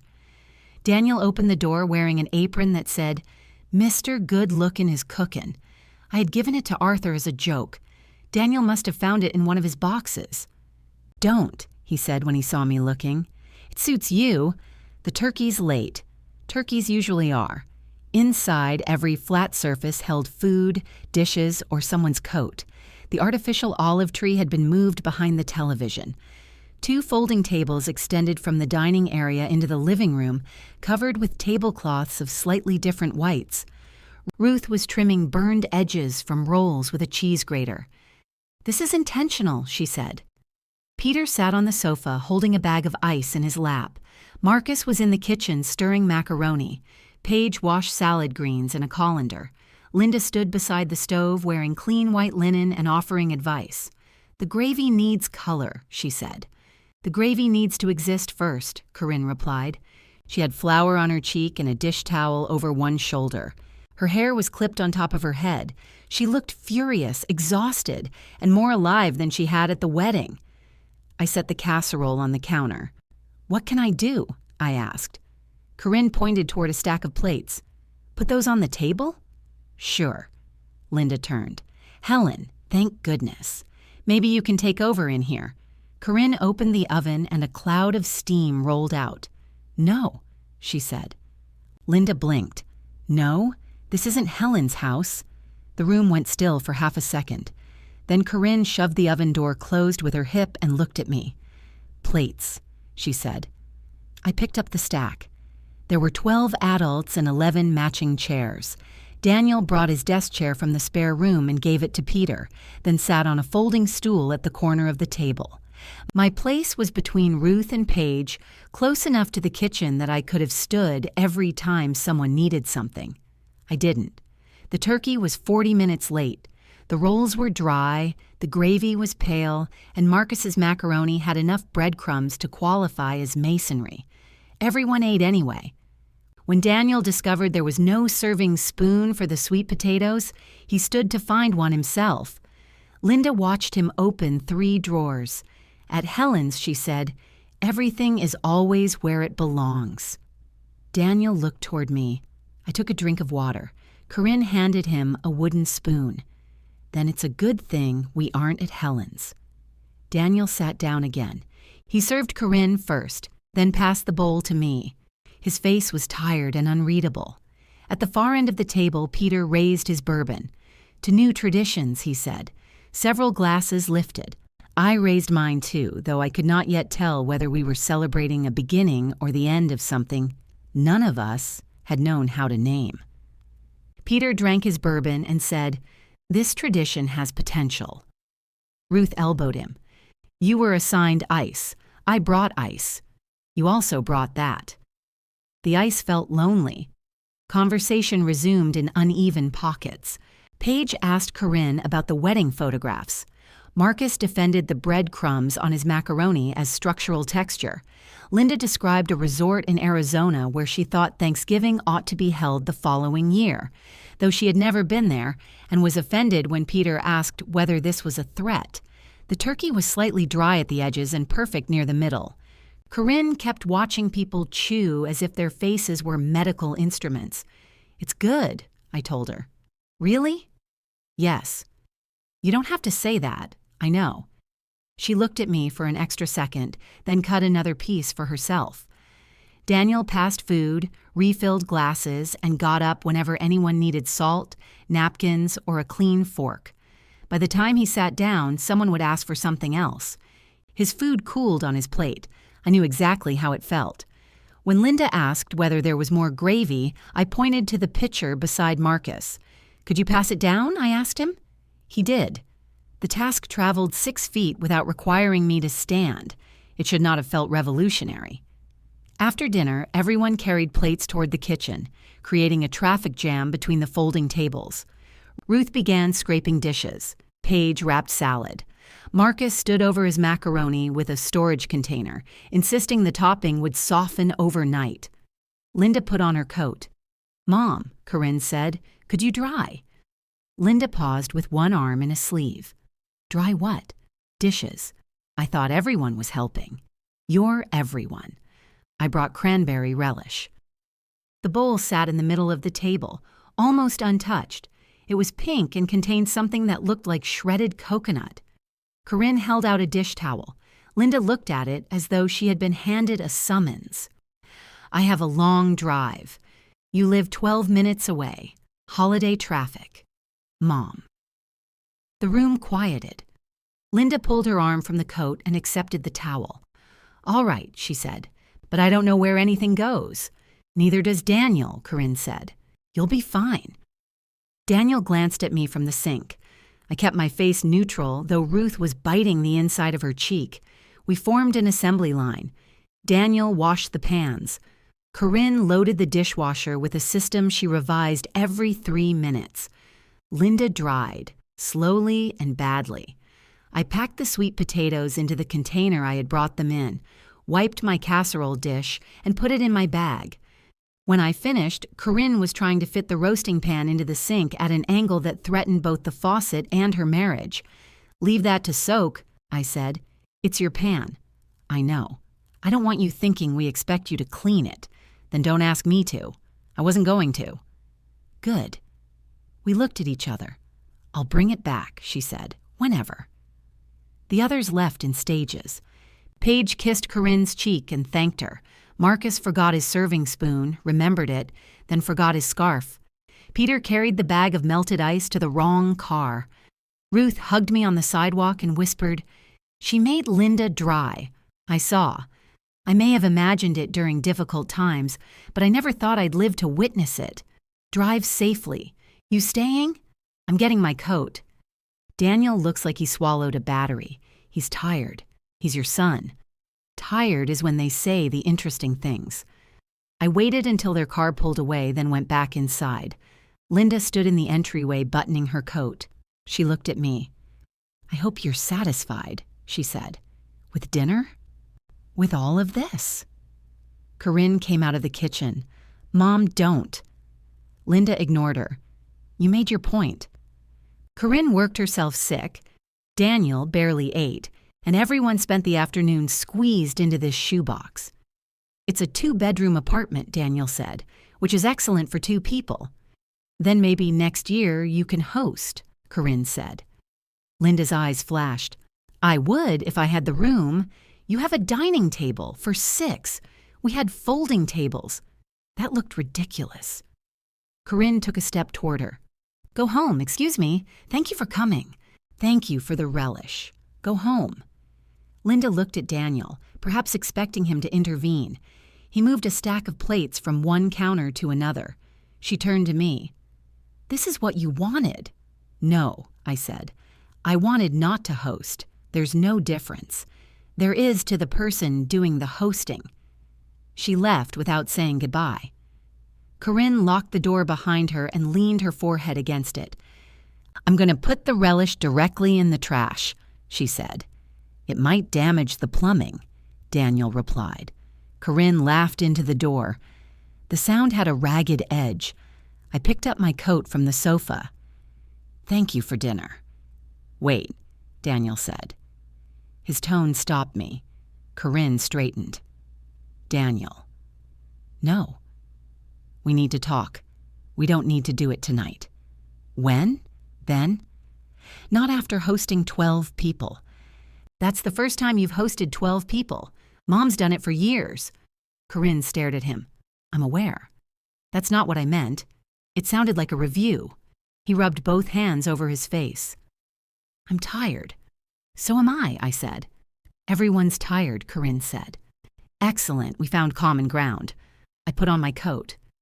Daniel stepped between me and the entryway, not blocking me exactly, but making it impossible to leave without acknowledging him. You sat there, he said. Where? At dinner. You watched us run around. You invited me as a guest. You could see Corinne was struggling. I helped when she asked. You set out plates. I answered 2 calls about the turkey. I loaned the roasting pan. I made sweet potatoes. I set out plates, helped clear, and packed my own dish. You knew how to make everything easier. That was the truth beneath his anger. Yes, I said, and you chose not to. I chose not to take over. What is the difference? The same difference you asked Corinne about. He looked at her. Corinne folded her arms. Don't bring me into this. You are in this, he said. I hosted Thanksgiving because I announced Helen's house without asking. That was my mistake. His head turned sharply. You said we agreed it made sense. It did make sense. It was still her house. The acknowledgement was small, imperfect, and entirely unexpected. Daniel looked stranded between us. Okay, he said. Fine. She should have asked. You should have asked. Everybody should ask everything now. We'll schedule phone calls to schedule other phone calls. Don't do that, I said. Do what? Make respect sound ridiculous because it inconveniences you. His eyes hardened. You think this is about inconvenience? I think you assumed I would host because I always have. You loved hosting. I did. Often. So all those years we were using you? No. That's what you keep implying. I'm saying, I don't want to do it automatically anymore because we hurt you. Yes. Then it is punishment. No. Punishment is meant to make you suffer. This is meant to stop me from suffering. Corinne looked down. Daniel laughed once, a sharp sound. Suffering. Because you cooked dinner for your family. Because my place in this family became tied to what I provided. That's not true. Then why did my saying no feel like betrayal? Because you didn't just say no to Thanksgiving. You canceled the brunch. You stopped Sundays. You told me not to use my key. You packed my room. You wouldn't let me pick you up for dinner. You gave back the picture. I didn't give it back. I asked you to take it because you were using it to tell me I shouldn't be hurt. You make everything sound so calculated. It didn't feel calculated to me. You're my mother, I know. You've always been the person I could count on. There was real grief in his voice. It made me want to take every boundary I had built and pull it down with my hands. Instead, I said, you can count on me. You cannot count on me to disappear whenever my presence complicates something. No one asked you to disappear. You moved me to the back of the room. Here we go again. Yes, Daniel. Here we go again because you still won't answer me. I have answered you. You said you agreed. Sienna shouldn't sit with vendors. You said you told Corinne I would understand. You have never told me exactly what you did." His face went still. Corinne looked from him to me. "What do you mean?" I watched Daniel. "Who changed the seating card?" I asked. "The staff handled the tables," he said. "That isn't what I asked." "Mom, I don't remember who physically moved a piece of paper." "You remember. Why does that matter?" "Because you keep talking as if this happened around you." Corinne's arms dropped to her sides. "Daniel?" He walked past us into the kitchen. He picked up a dish towel, folded it, then folded it again.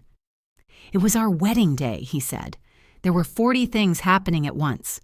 "That isn't an answer." He threw the towel onto the counter. "What do you want from me?" The truth without me having to drag it out 1 inch at a time. He turned. "You want me to say I picked my wife?" "No. I want you to stop hiding behind that sentence. Loving your wife did not require humiliating your mother." "Humiliating?" His voice rose. "I was there every day after Dad died. I slept on your kitchen floor because you couldn't go upstairs. I handled the calls. I chose the casket when you couldn't look at the catalog. I took 3 weeks off work. Was I using you then? Was I treating you like a service?"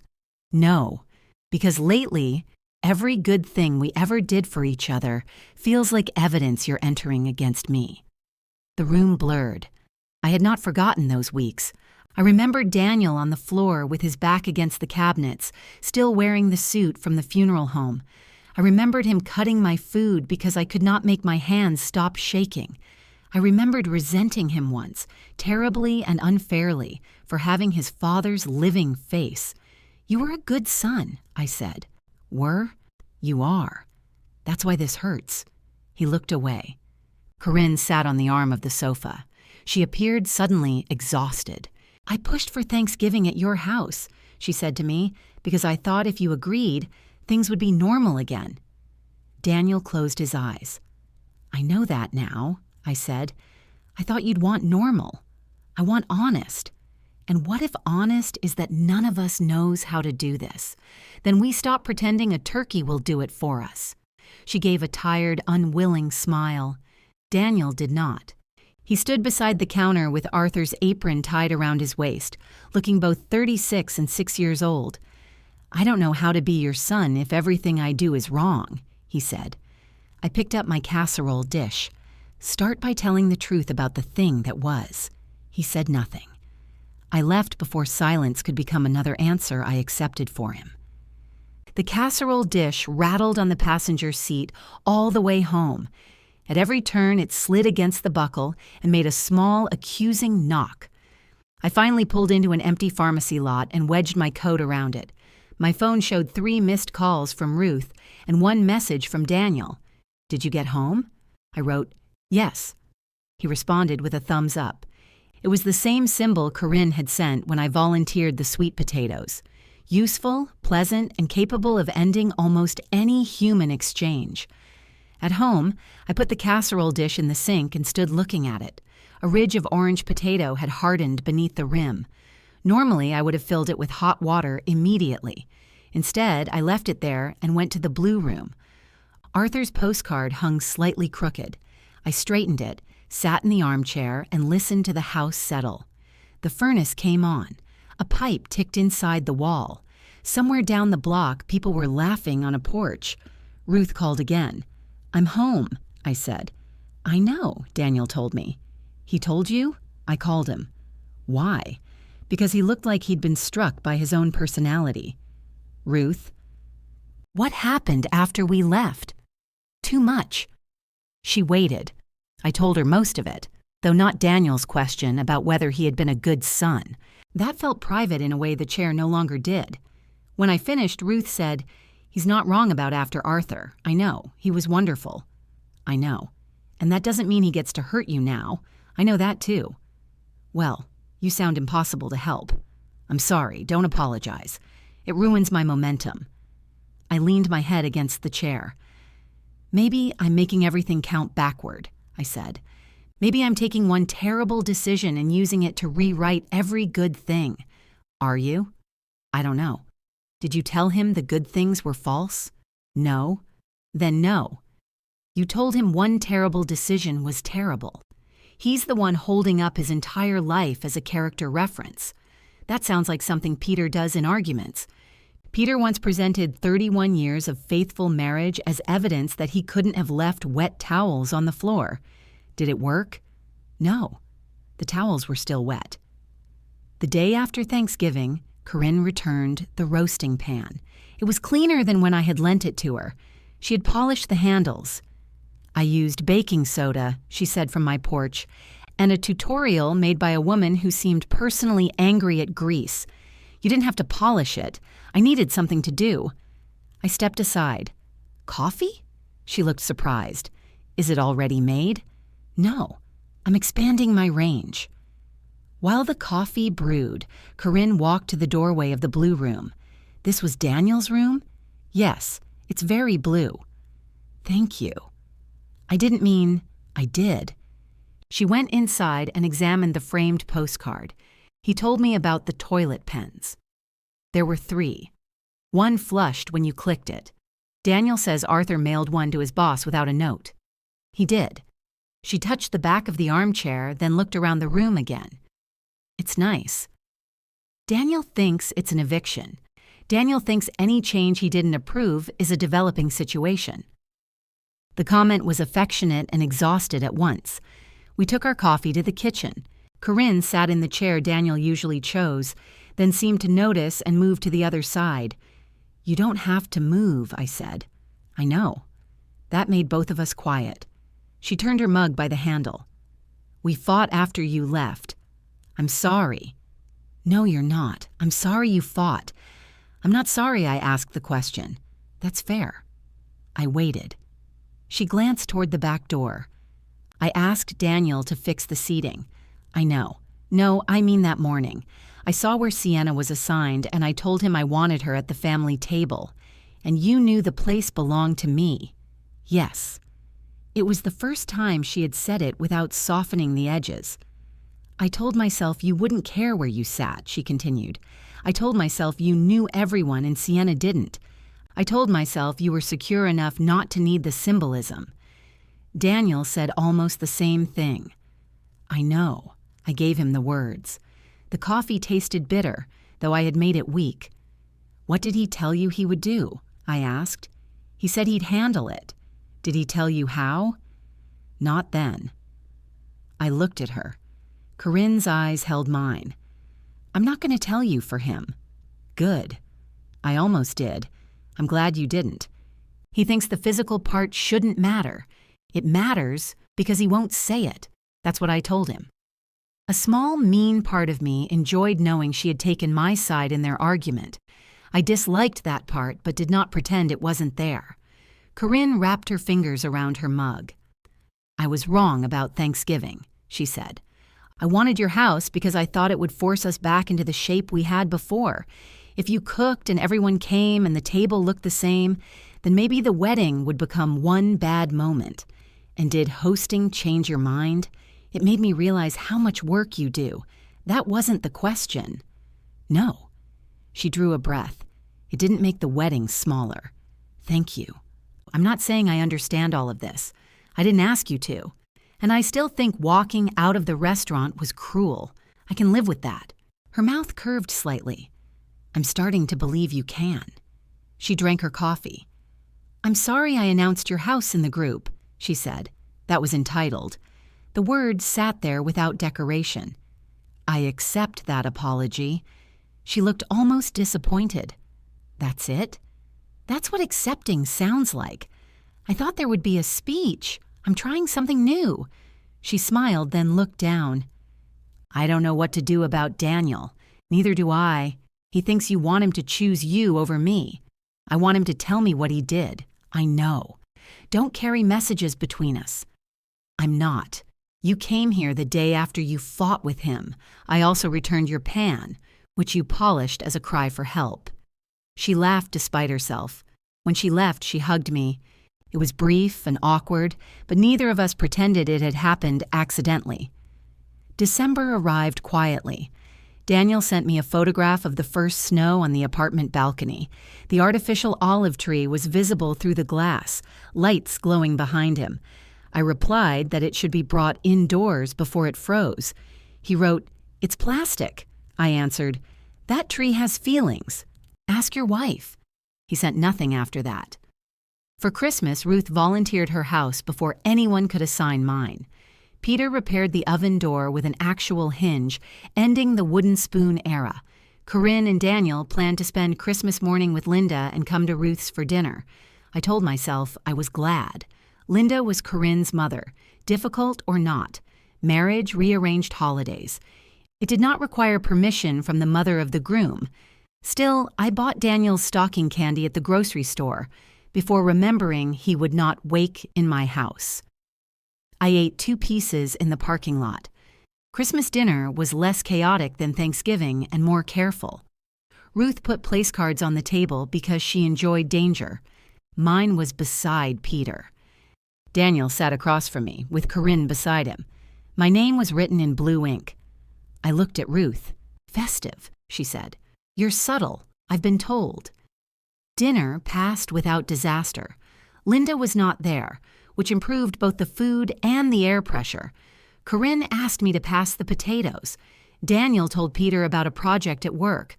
No one mentioned the wedding. Afterward, we exchanged gifts in the living room. Daniel and Corinne gave me a brass reading lamp for the blue room. It had a narrow arm and a green glass shade.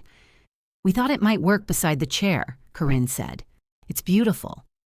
Daniel watched me unwrap the cord. "You like it?" "I do. We can exchange it.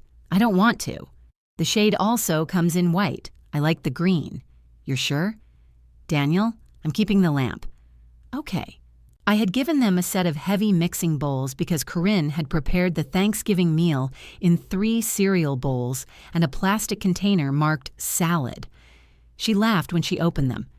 "Is this criticism?" she asked. "It's equipment." Daniel lifted the largest bowl. This could hold a smaller turkey. "Don't give her ideas," Corinne said. For several minutes it felt ordinary. Then Linda called to ask when they were coming back. Corinne stepped into the hallway to answer. Daniel began gathering their coats. "You just got here," I said. "We've been here 4 hours." "I know." He paused with his hand inside a sleeve. "Mom." I wasn't criticizing. It sounded like it. That doesn't mean I intended it that way. He gave me a tired look. We had reached the point where even our attempts at grace arrived armed. On the porch, snow had begun to fall again. Corinne carried the mixing bowls to the car while Daniel remained near the steps. "You should come see the room with the lamp," I said. "Yeah, Sunday, maybe. We're doing dinner at Linda's. Another day then." "Sure." He put his hands in his pockets. "Corinne told me what you two talked about." "All of it?" "I assume. She said she wouldn't speak for you." "She didn't." We stood beneath the porch light. "I'm not ready to have that conversation," he said. "I didn't ask you to have it tonight. It feels like you're always asking, because it's always there."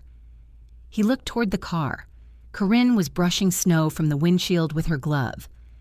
"What if I tell you and it changes nothing?" he asked. "That depends on why you tell me.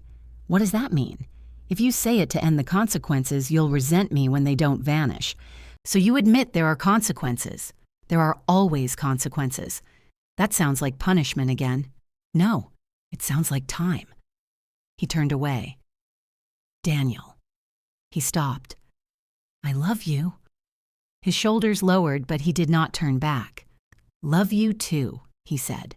They drove away. The new lamp looked perfect in the blue room. I sat beneath it on Sunday and read the same page 6 times. At 5, I made soup for 1.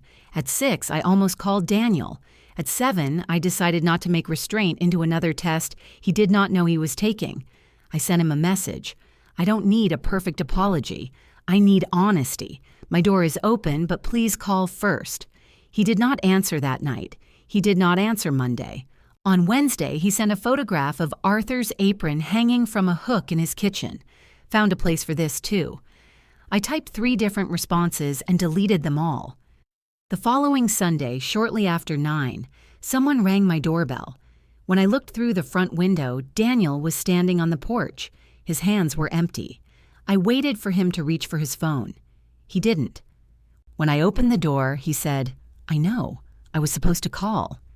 Yes, I sat in the car for 20 minutes trying to. That's not generally how phones work. I can go. He looked prepared for me to say yes. His car was parked at the curb, not in the driveway, as if he had planned for a quick retreat. "Come in," I said. He wiped his shoes on the mat and entered through the front door. No key, no cake, no photograph offered as proof of anything. I appreciated his empty hands. "Coffee?" I asked. "Please." He followed me into the kitchen but didn't sit. While I filled the coffee maker, he looked through the doorway toward the blue room. "Can I see it?" "You've seen rooms before. Not this one." He stepped inside. I stayed in the kitchen, giving him time to take in what had changed. The deep blue walls, Arthur's armchair, the green shaded lamp he and Corinne had given me, the framed postcard, the bare closet doorknob where Daniel's track medal had hung. He stood in the center with his hands in his pockets. "It's really blue," he called. "Your wife said that. I like it. She said that too. You should put shelves over the desk. I haven't decided what the room is for. Shelves are useful even in an undecided room." The coffee maker coughed. Daniel examined the Cleveland postcard. He read it, though he knew the message. Dad wrote like he was being charged by the word, except when he was angry. Then he discovered paragraphs. Daniel smiled. He sat in Arthur's chair and switched on the lamp. Morning light already filled the room, so the green shade added only a warm circle on the floor. "This is a good chair," he said. "It always was. I thought you were getting rid of everything. I got rid of a sock and some computer manuals. The sock had sentimental value. It was black. It represented an era." I brought our coffee into the room. Daniel took his without asking what I had put in it. 1 sugar, a little milk. Some knowledge survived anger. I sat at the desk chair. He stared into his cup. "Corinne knows I'm here," he said. I assumed. "She told me to come." That disappointed me, though it shouldn't have. Daniel saw it. "I wanted to come," he added. "She told me to stop rehearsing." "Were you rehearsing?" "For weeks. How was it going?" "Much better than this." I waited. He took a drink, set the mug on the floor, then picked it up again and placed it on the little table beside the chair. Arthur had left circular stains on nearly every piece of furniture we owned. Daniel had spent years correcting him. "I moved the card," he said. The room seemed to narrow around the sentence. "I know," I said. "No, you suspected." "I'm telling you." "All right." Corinne asked me to get Sienna a place at the family table. She was upset. Linda had disappeared. Sienna had stayed with her, and Corinne said it felt wrong to send her off to sit with vendors after everything. I understand why she asked. I told her I'd handle it. His fingers tightened around his knee. I went into the dining room before the ceremony. The staff were setting the tables. Your card was beside my place, exactly where it was supposed to be. Gold ink, cream paper, my name in the same careful handwriting as everyone else's. Daniel looked at the floor. "I picked it up," he said. "I put Sienna's card there. Then I told the banquet manager we needed one more place at table 6. That's why mine was in black. They didn't have time to match the calligraphy. The detail hurt more than I expected." "Where did you put my original card?" "In my jacket pocket." "You didn't move it to table 6? "No." "Why? I don't know." "Yes, you do." He pressed his lips together. "I didn't want to see your name there," he said. I looked at him. If I put your actual card at that table, then I had to admit what I was doing. Telling someone to make another one felt temporary. Like it was a logistical adjustment, not me taking your place away. He said your place, not your seat. I curled my fingers under the edge of the desk chair. What happened to the card? I still have it. Where? At home. In the drawer with the wedding invitations. Why did you keep it? I found it in my pocket that night. I was going to throw it away, but you didn't. No. Neither of us spoke. A truck passed outside, heavy enough to rattle the front window. The coffee in Daniel's mug trembled. The staff said they could bring another chair to the family table, he continued. That surprised me. There was room? They could have squeezed one in at the end. It would have been crowded, and the place settings wouldn't line up. Corinne cared about how the table looked in the pictures. And you? I cared that she was already near a breakdown. So you said no. I said table 6 was fine. I closed my eyes. He kept going, perhaps because stopping would have been worse. I told myself you would know everyone. I told myself you wouldn't care about being in the pictures because we'd already taken ours. I told myself Sienna needed to feel included more than you did. You also told yourself I wouldn't leave. Yes. The word cracked. When I saw you standing in the dining room, he said, I knew exactly how bad it was. I saw the black card in your hand. I knew you'd noticed. And I was angry at you. At me? Because you looked hurt. Because the second I saw your face, I couldn't keep pretending it was nothing. Corinne was watching me. Sienna was confused. People were turning around, and I needed you to make it all go away.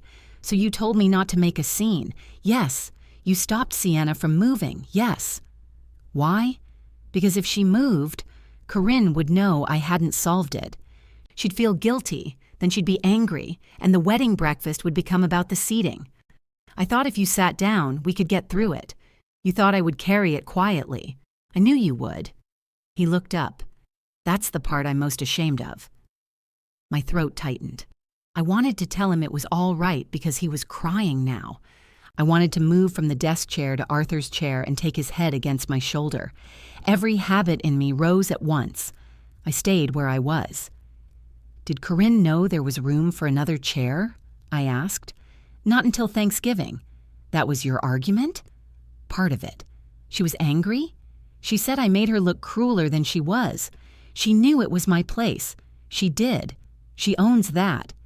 But she thought the table was fixed. She thought moving you was the only way to keep Sienna. It wasn't. No. And you let me believe she had made the entire decision. Yes. Why?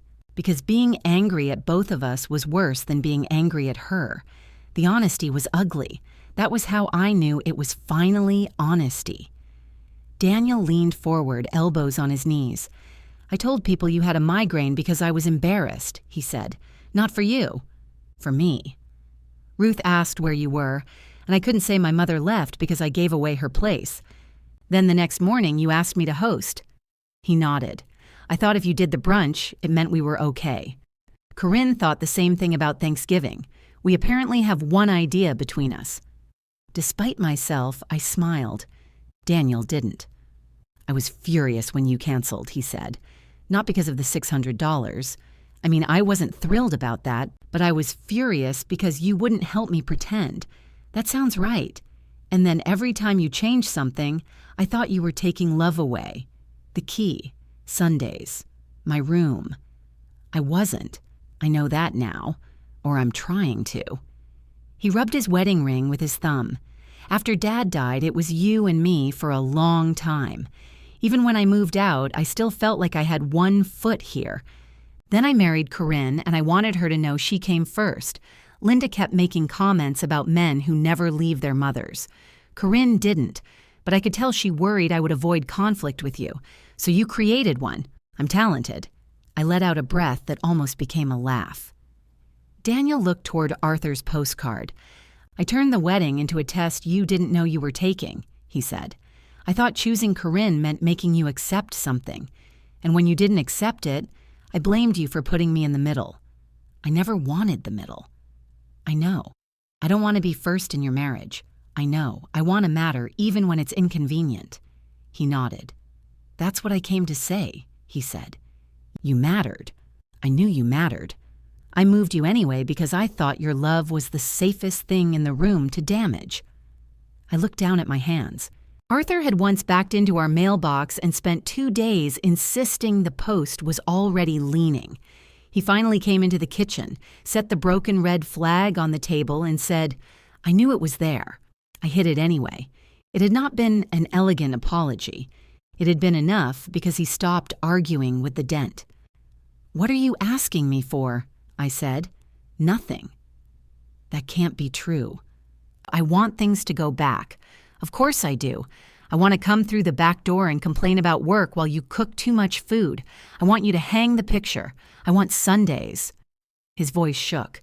But I know wanting that doesn't mean I get it. I came because I did this, Corinne asked, but I made the choice. I moved your card. I let you sit back there. I lied afterward. I was wrong. There was no but. I breathed slowly. Thank you for telling me. Do you forgive me? I believe you. That wasn't what I asked. It's what I can give you today. He nodded, though disappointment crossed his face. I stood and took our empty mugs. Daniel followed me to the kitchen. Have you eaten? I asked. No, I have eggs. Are you offering, or am I assuming? The question was careful enough to ache. I'm offering. Then yes. I took out the eggs. Daniel found bread, butter, and the skillet without asking. He cracked the first egg too hard and dropped a piece of shell into the bowl. Finder of things, I said. Looker of places. He fished it out with one finger. We cooked together without pretending breakfast repaired us. Daniel burned one side of the toast. I added too much pepper to the eggs. We ate at the kitchen table with Arthur's stopped watch lying near the framed photograph I had not yet found a place for. The one Daniel had brought, then taken home, then apparently returned sometime while helping with Thanksgiving things. I hadn't noticed it on the sideboard until that morning. Daniel saw the watch. You had that at the wedding? In my purse. He picked it up carefully. Why didn't you give it to me? I didn't plan to. I wanted your father near me. He turned the watch over and read the engraving. Still on time, somehow, he said. He never was. No. Daniel set it down. What would Dad have done about the seat? He asked. He would have dragged another chair to the table and knocked over 2 water glasses. He would have hated the pictures being crooked. He would have enjoyed that part. Daniel smiled, then became serious. He would have been ashamed of me. He would have been angry with you. That's not better. He also would have told you to fix what you could. How? Not with one breakfast. He absorbed that. When he left, he paused on the porch. Can Corinne and I invite you to dinner next Sunday? Invite me when you've checked your schedule and decided what you're cooking. We could order pizza. That counts. And I'll call before coming. You've mentioned it enough now to become irritating. His mouth lifted. Tuesday? He asked. Call Tuesday. He walked to his car, then turned back. Mom? Yes? I'm sorry I didn't follow you. I held the door frame. So am I. This time, when he drove away, the porch light was still on. Daniel called while I was trying to decide whether soup could be considered a complete dinner if it contained crackers. We're doing pizza Sunday, he said. That was quick. I checked the schedule. And we are available. The oven is also available, though it won't be involved. What time? 5. Is that too early? No. Corinne wants to know if you like mushrooms. She has seen me eat mushrooms. She wants to be precise. I like mushrooms. Anything you don't like. Interviews about pizza. He laughed. 5 o'clock. Our place. Don't bring anything. I could bring salad. We have salad. Dessert? No? Wine? Mom? All right. Do you want me to pick you up? I know where you live. I was offering. I know. We had to learn even that distinction. On Sunday, I stood in my kitchen with a bottle of wine in one hand and a bakery box in the other. I had bought both automatically. Bringing something was courtesy. Bringing 2 things was anxiety dressed as manners. I put the wine back in the cabinet and froze the cake. Arriving empty-handed felt like showing up without pants. Corinne opened the apartment door before I knocked. She wore jeans and a black sweater, and her hair was twisted on top of her head with a pencil. You didn't bring anything, she said. You told me not to. I did. You sound disappointed. No. Impressed. Daniel appeared behind her. I said she could do it. No, you said she'd bring something and claim it didn't count. I had cake in my hand, I admitted.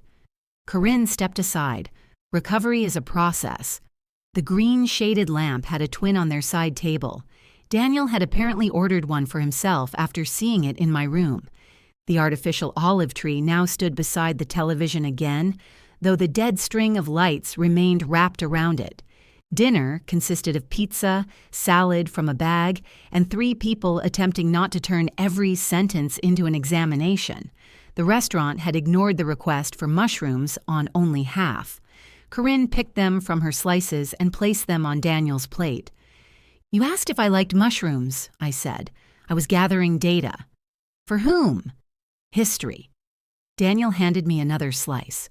"Please don't encourage her." After dinner, Corinne cleared the paper plates. I carried the salad bowl to the kitchen because there was a difference between being a guest and pretending my arms did not work. "Leave it," she said. "It weighs 3 ounces. That isn't the point." "I'm not testing you, Corinne." She leaned against the counter. "I know." Daniel remained at the table. His shoulders had gone tight. Corinne wiped her hands on a towel and came back to sit beside him. "I need to apologize," she said. I stayed in my chair. She looked at Daniel, then at me. Not the version from the restaurant. That would be a promising start. I deserved that. Daniel shifted, but Corinne touched his wrist. "Let me do it." He nodded. She drew one knee beneath her on the chair. When I saw Sienna's name at the vendor table, I panicked. She had done more for me that night than my own mother had. I thought if I let her sit back there, it proved I was like Linda, that I used people and forgot them once they were inconvenient. The irony passed through the room without needing my assistance. "I knew the seat beside Daniel was yours," she continued. "I knew what we'd told you it meant. I just decided you could handle losing it. Yes. I treated your love like it was built into the building. Sienna might leave if I made her feel unimportant. You wouldn't. I did leave. I know." She looked down at her wedding ring. "When you walked out, I was furious because it made me feel abandoned on my wedding day. I didn't ask myself what had made you leave. Then I blamed you for the brunch because I wanted you to prove you hadn't abandoned us. You kept asking me to prove I was family after telling me family didn't need proof." Her face tightened. "Yes." Daniel stared at the table. Corinne met my eyes again. "I'm sorry I took your place. I'm sorry I acted as if wanting Sienna near me made it acceptable. I'm sorry I called you vindictive when you stopped doing things for us. And I'm sorry I let everyone believe you had ruined the weekend when Daniel and I were the ones who hurt you." The apology did not repair the wedding breakfast. It did something smaller and more useful.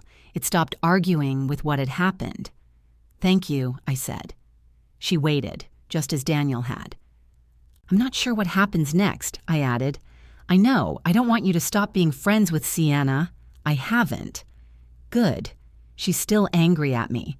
"That seems fair." She said if I ever honor her by stealing another woman's chair, she'll leave immediately. I continue to like her. Corinne smiled. Daniel stood. "I have something." He went into the bedroom and returned carrying a small cream envelope. He placed it in front of me. Inside was my original place card.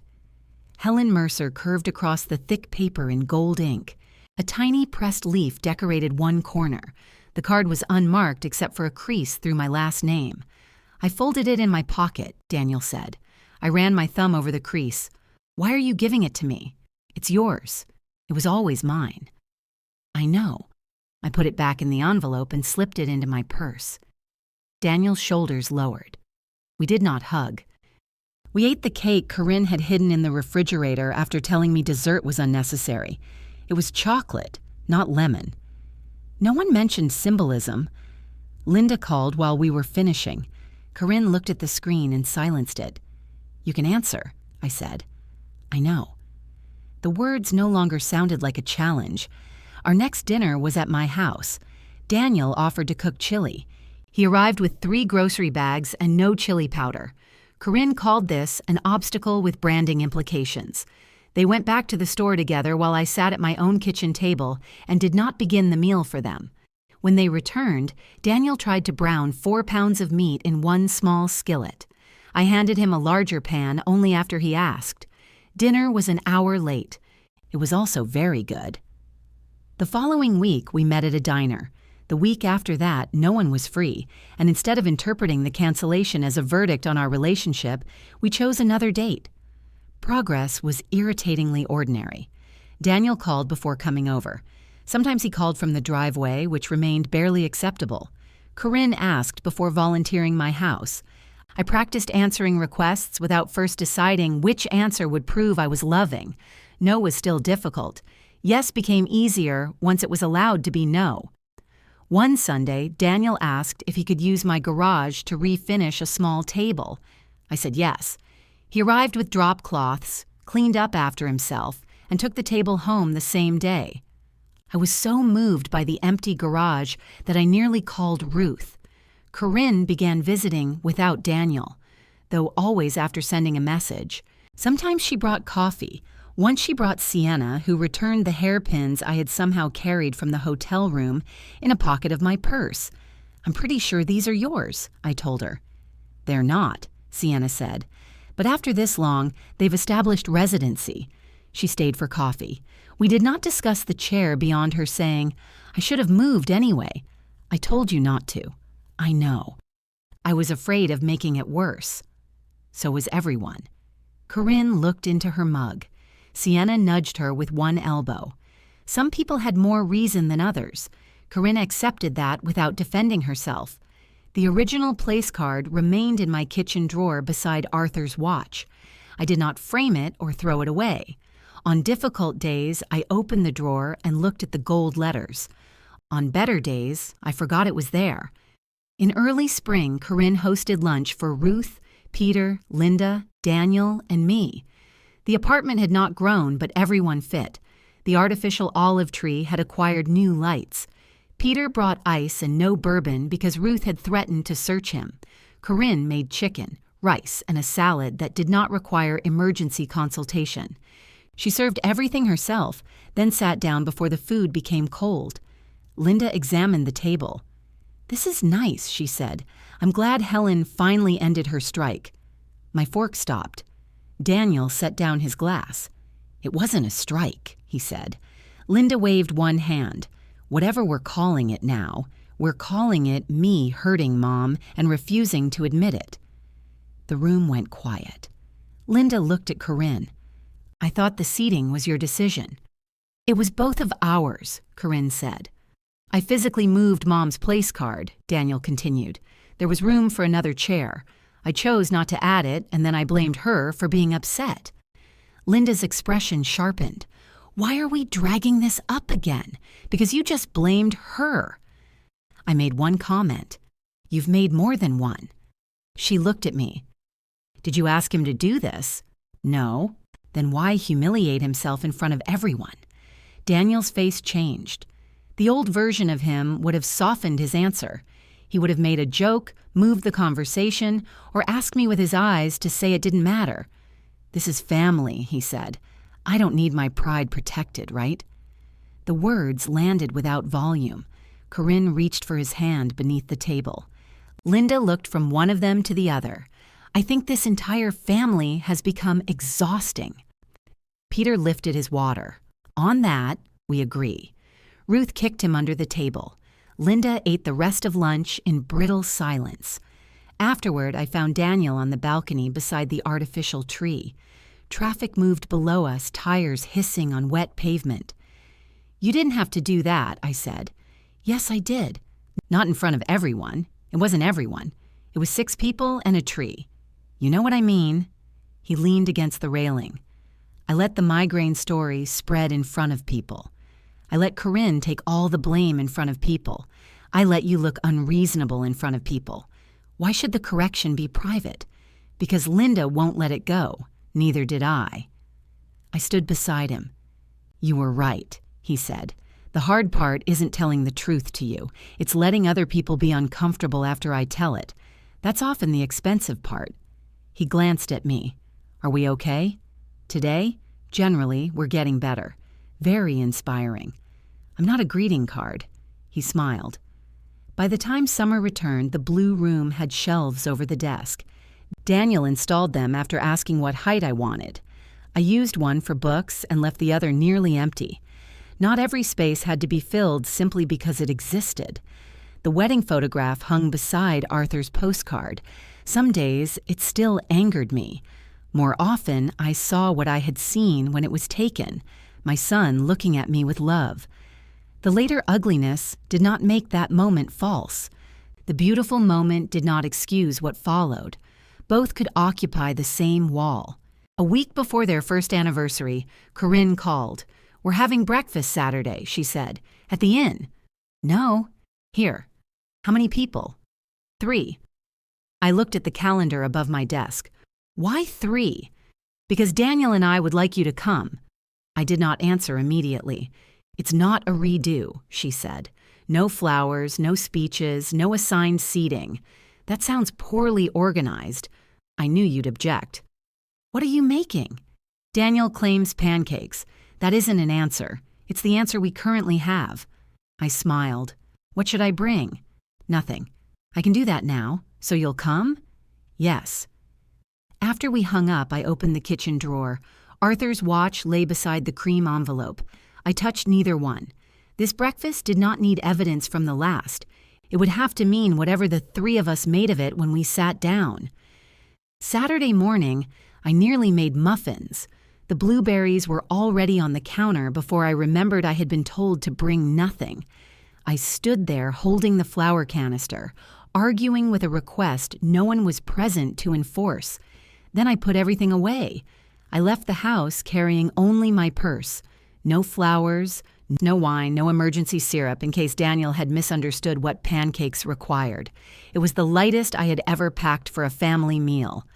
Corinne opened the apartment door and looked at my hands. "No contraband?" "Check the purse if you're concerned. I trust you." "That seems reckless." She hugged me. There was no hesitation in it now, though we had not become women who embraced every time we saw one another. That would have been unnatural for both of us. "Happy anniversary," I said. "Thank you." Daniel called from the kitchen. "Is she empty-handed?" "Completely," Corinne answered. "I owe you $5. You bet against me?" "I bet on historical evidence." I stepped inside. The apartment smelled like coffee, butter, and something burning very slightly. Arthur's apron was tied around Daniel's waist. Flour marked one side of his face, and he held a spatula with the concentration of a surgeon. "You're wearing that backward," I said. He looked down. "It has a front?" The words are supposed to face outward. "Mr. Good-Lookin' is cookin' was pressed against his shirt. I wondered why Corinne kept laughing. There were several reasons, she said. The table had been set for 3. Nothing matched perfectly. Their everyday plates were white, but one had a chip near the rim. The cloth napkins were left from the wedding, though I only recognized them because I had folded 48 of them at my dining table the week before the ceremony. A small vase held grocery store daisies. At my place was a blue mug and a box of Earl Grey tea. I usually drank coffee at home. Whenever breakfast ran late, though, I switched to tea. Corinne had noticed during our diner meals. "You remembered," I said. She followed my gaze. "I make observations when I'm not rearranging people." Daniel turned from the stove. Too soon? Almost exactly late enough. The first pancake had fused to the skillet. The second folded over itself when Daniel tried to flip it. The third landed partly on the burner and smoked. "Maybe I should make eggs," he said.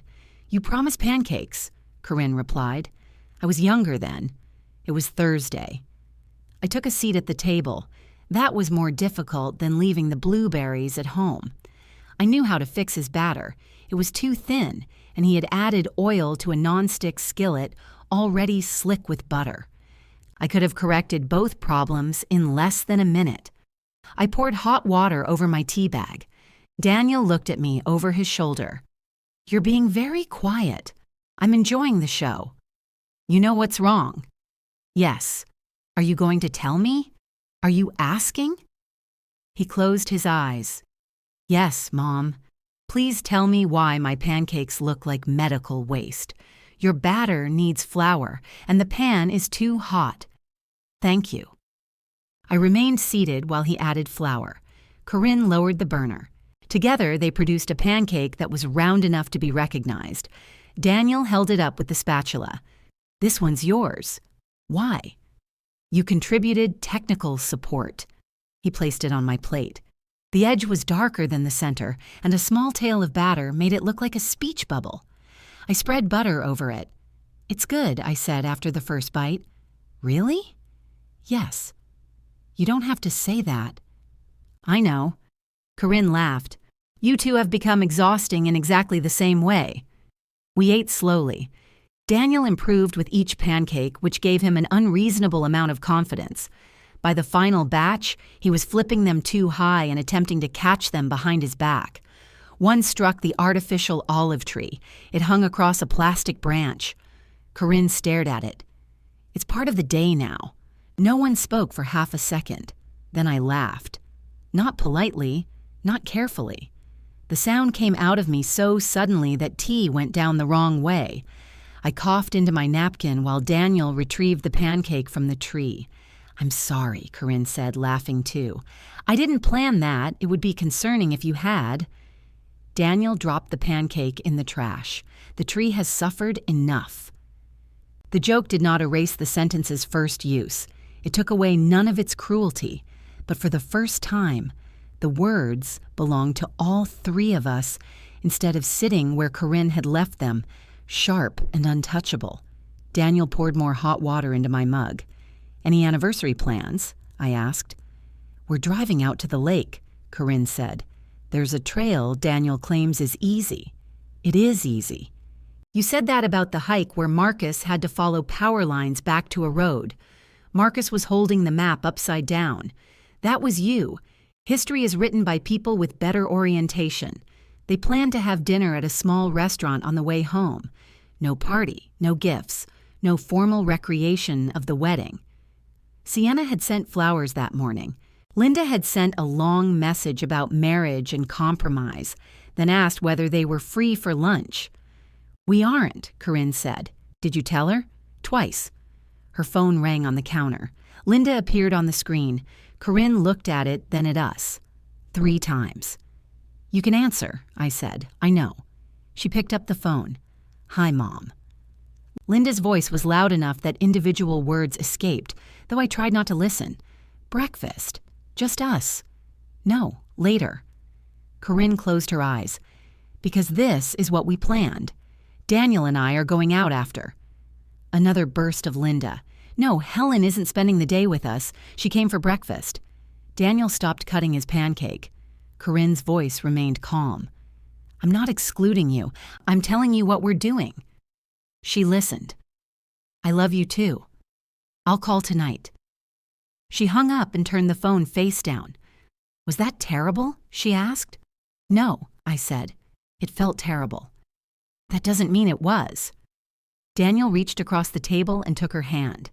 She looked at him. "I hate that she makes every plan feel like a vote against her." Neither of us pointed out the resemblance to our own arguments. We did not need to. "I used to think family meant being the person people could inconvenience," Corinne said. "Like that was proof you belonged." "Sometimes it does," I said. "People get sick. Cars break down. Turkeys refuse to thaw. Those things are different. They are when no one person is always expected to absorb them." Daniel rubbed his thumb across Corinne's knuckles. She looked at me. "I don't want to become my mother. You won't become her accidentally. That sounds threatening. It's meant to be reassuring. It could use work." After we ate, Daniel brought out the wedding album. It was bound in dark green cloth and larger than the apartment table could comfortably hold. Corinne moved the vase and stacked our plates near the sink. "We got the final version last week," she said. "You waited a year?" "We spent 6 months disagreeing over photographs." "Daniel blinks in half of them," Corinne said. "My eyes are sensitive to documented joy." They sat on either side of me. The first pages showed the inn, the garden, and Corinne's dress hanging in the bright hotel room. There was a photograph of Sienna fastening the tiny flowers into her hair. Another showed Linda on the sofa, holding her coffee and looking toward the window. Paige appeared in her repaired dress. The seam was invisible.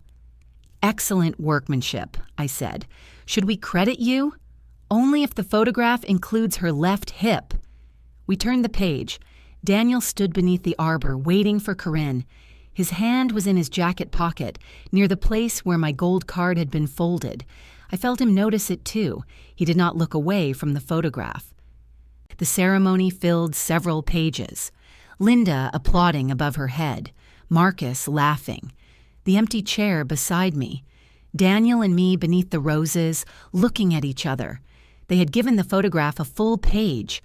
"It belongs there," Daniel said quietly. "Yes." The next spread showed the breakfast. One photograph captured the family table from the end. Corinne and Daniel sat in the center. Linda leaned toward Sienna. Arthur's white roses rested near Daniel's coffee cup. At the edge of the image, through a gap between two servers, I could see table 6. Only part of me was visible. One blue sleeve, my hand around a coffee cup, the black ink place card near my plate. Corinne touched the corner of the page. "I almost left this one out." "Why didn't you?" "Because Daniel said we shouldn't edit the day into something easier." I looked at him. "It happened," he said.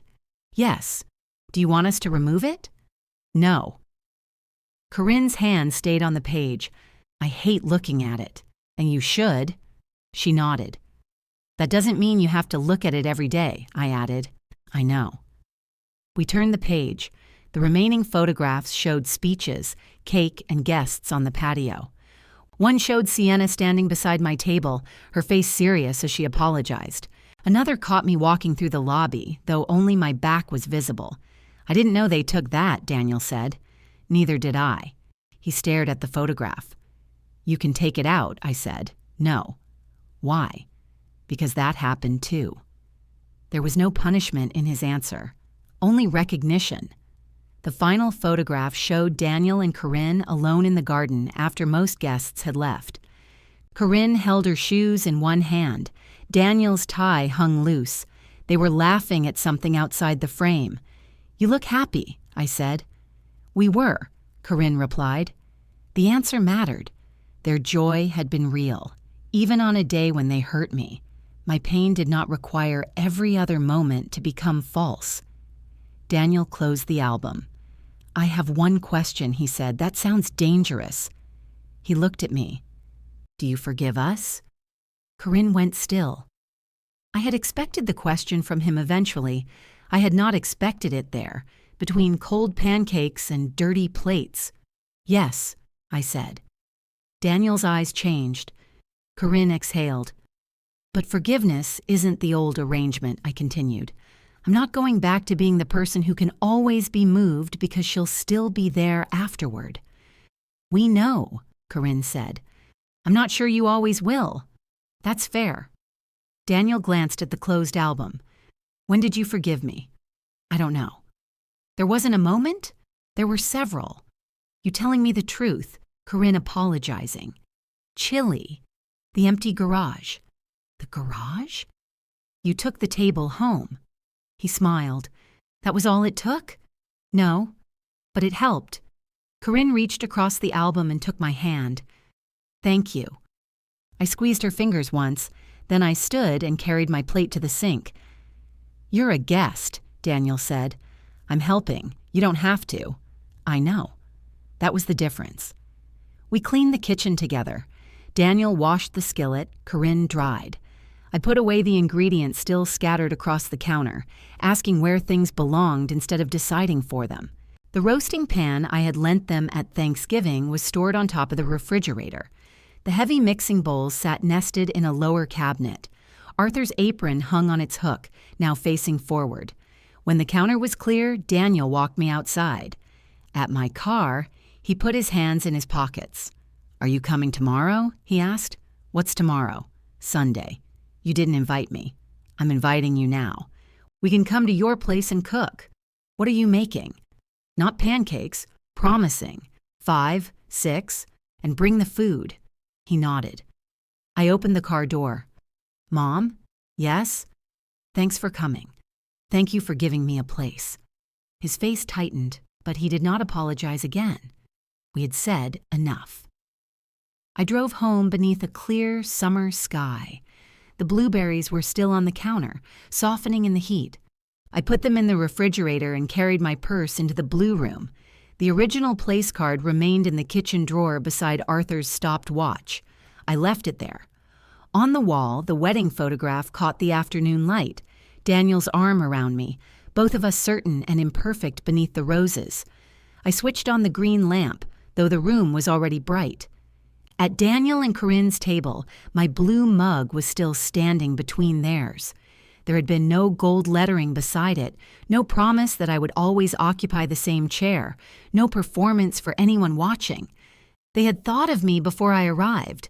They had asked me to come, and when I sat down, no one asked me to move.